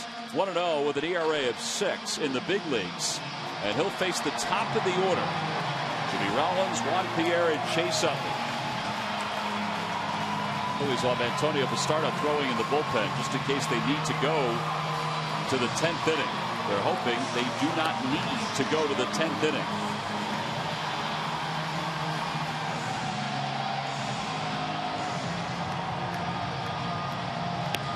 Don't forget, coming up after the ball game, it's Phillies postgame live. It's presented by Pure Auto Insurance. Ricky Vitalico's back in the house. He'll offer his insight on not only what Cliff Lee did tonight. He was good through 6 1/3. He allowed just the 2 runs, but also the way this game finishes up. He'll give his insight on that. Again, it's Phillies postgame live, presented by Pure Auto Insurance.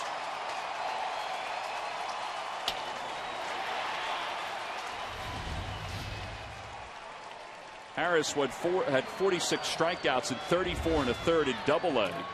He had 20 strikeouts and a 1.02 ERA in Triple-A.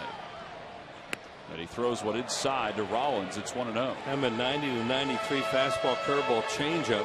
Very slow times if you can get a runner on.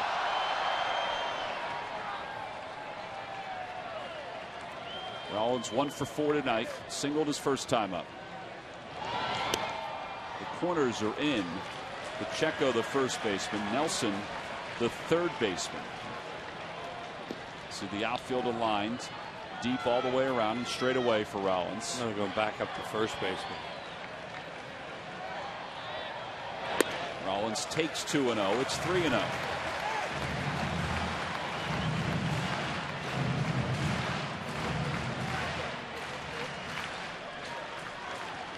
Jim Tracy, like Charlie Manuel, has to rely on some young pitchers at this point.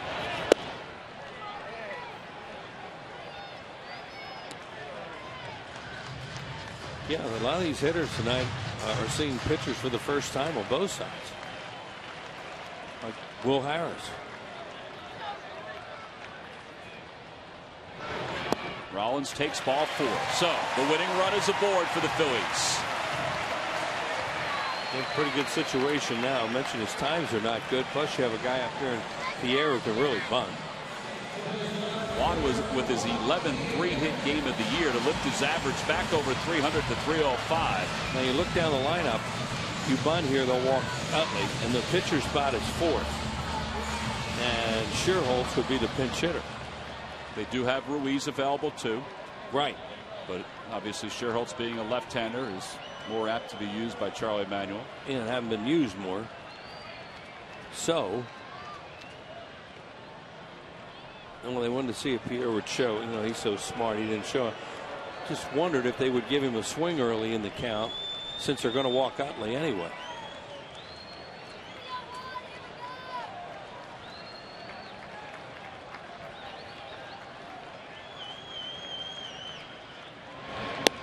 Takes low.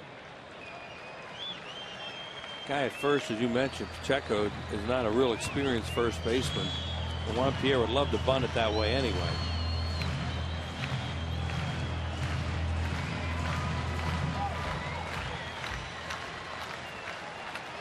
Nelson is really coming down the line. It's so close at third. That ball is butted foul by Pierre. It almost hit him. Remember what we said about Rosario too. 15 pass balls and 12 errors this year as the catcher for the Rockies. 15. It's a lot. You know, it's not because the staff with nasty stuff or something. He's just had some problems. There's no knuckleballer on the mound.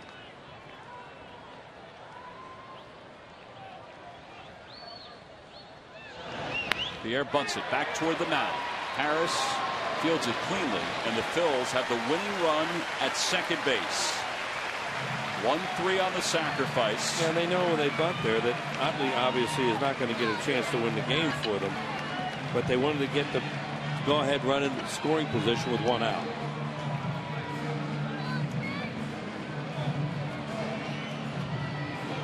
So Pierre's being congratulated. Utley having a word with Rob Drake. They're talking about it out on the mound. Juan Pierre getting congratulated by Charlie Manuel and Pete McCann, rightfully so. He's had himself a heck of a night. Yeah, he's early done the job tonight with base hits and gets a bunt down. Now they'll walk Utley.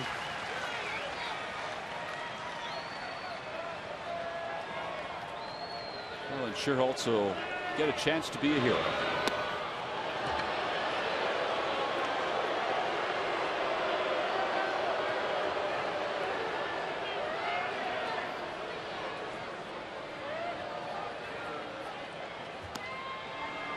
It's a tough thing to do when you're the manager in that spot. You know when you bunt there, you're taking the bat out of one of your best hitters' hands. And yet you don't have a guy at home plate in Pierre who necessarily is going to drive the ball somewhere. So you bunt him over and take a chance on the next couple guys. In the manager's mind, you just want to get that runner in scoring position. Exactly. Not like it's going to be any shock when they walk Utley. The shock would be if they didn't. Scherholtz will pitch hit. Phillies had Lance Nix pinch hit in the 7th inning, and he came through with a 2-run double in this spot in the 4-hole. It's now the pitcher's spot. Scherholtz 0 for his last 15. That carries over to before he was on the disabled list. As you would say, he's due. He is due. Runners lead off. Takes low, 1 ball and no strikes. Great time to steal third if you can. I mentioned he's really slow to the plate. You know, you have a left-handed hitter up there, and it's such an easy throw to third for the catcher. And although he's boxed a lot of balls behind the plate, Rosario does have a good arm. Yeah, he throws. He can throw. And they're moving in behind Jimmy. Scherholtz did get a pretty good pitch there, and it's 1-1 as he fouled it away. Yeah, it looked like he had a fastball to hit.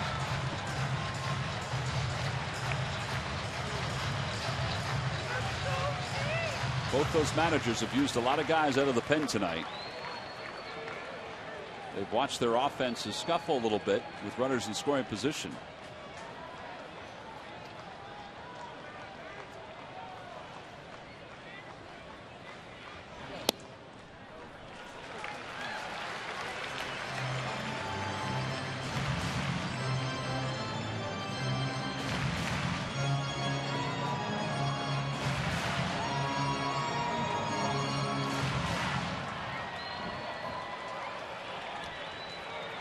Harris, who spent time in AA and AAA this year, facing Scherholtz with the count 2-1. And it's now 2 balls and 2 strikes. Yeah, anxious there. It looked like that may have been ball 3.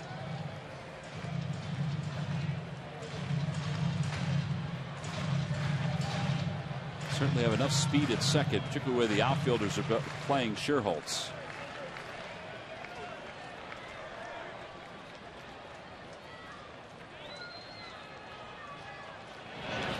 in the dirt, gets away from Rosario. Rollins going to third, Utley to second, and the Phils have the winning run 90 feet away. That's the breaking ball up there.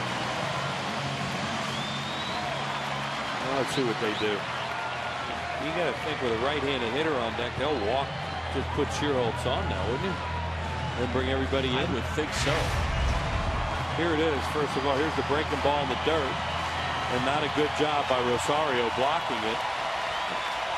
No, they're going to pitch to Shearholtz and bring the infield in. How about the outfield? Outfield is still pretty deep. Why? I don't know. Maybe we ask Kirk Gibson from the Diamondbacks. They had that same situation earlier this year with Arizona. And the Phillies wound up winning the ball game when they dumped one in front of Upton and Wright. Now they're coming in a little bit, but not far, not too far. Rollins is at third. Utley's at second. Rollins is the guy that matters. With the infield in, the count is 3-2 with one out to Shearholtz. And the pitch. Curveball hit through the hole on the right side, of the Phillies will win the ball game. An RBI pinch hit single for Nate Shearholtz. And the Phillies have come from behind and they've won it 3-2. It's their 10th walk-off win of the season. And what a way to start this homestand.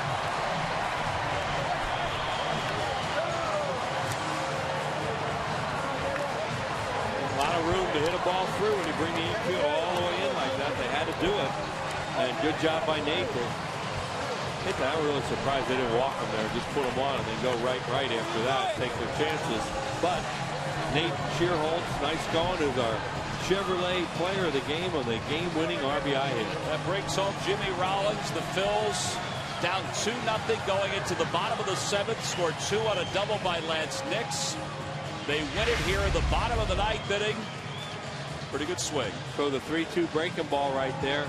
And you see everybody in. A lot of room to hit one through. And he hit a bullet through the hole. No problem. Jimmy Rollins knows that the game is over. Those little guys knew it was over too. That's a heck of a night to come to the ballpark and watch your team win in walk-off style. They win it 3-2. Nate Shearholtz is the hero, being mobbed by his teammates over at first. He's gotten a chance to collect himself, and he's down on the field with Murph. Murph, take it away. Yeah, and as he walked over here, I said to Nate, I guess that never gets old. It really doesn't, does it? No, definitely not. I mean, these guys fought hard tonight. Cliff pitched a great game. We stayed in it, and I'm just glad I got the opportunity. You know, they say one of the hardest jobs in baseball is pinch hitting and coming in, cold off the bench and having to do what you did. How do you stay prepared during the game to get into a spot like that and deliver? You just have to stay focused on the game. I think on the bench, the key is just to, act like you're kind of in the game, even though you're not. Just, pay attention, I guess. The second half of the season, we've seen more and more of this as you guys have continued to battle back, especially here at home. What does it say about a team who, continues to fight and may not score in the first 7 innings, but score 3 in the last 3? Yeah, I mean, no one's given up in there. Ever since I got here, the guys are on a positive note. Everyone's fighting every night, and we want to win. No matter where we end up, we want to win every night. Well, look like that's what you wanted tonight. You certainly got it, Nate. Congratulations. Go celebrate with your teammates. Guys, we'll send it back upstairs. All right, Murph, thank you very much. For the first time since June 26th, the Phillies are within 4 games of the 500 mark. And yes, it is a grand way to start a homestand as Nate Shearholtz clapping his hands, as Rollins clapping his hands, crosses the plate to wrap up the first game of this 3-game series. Let the celebration begin here in Philadelphia. The Phillies have won in their last at-bat by a final 3-2.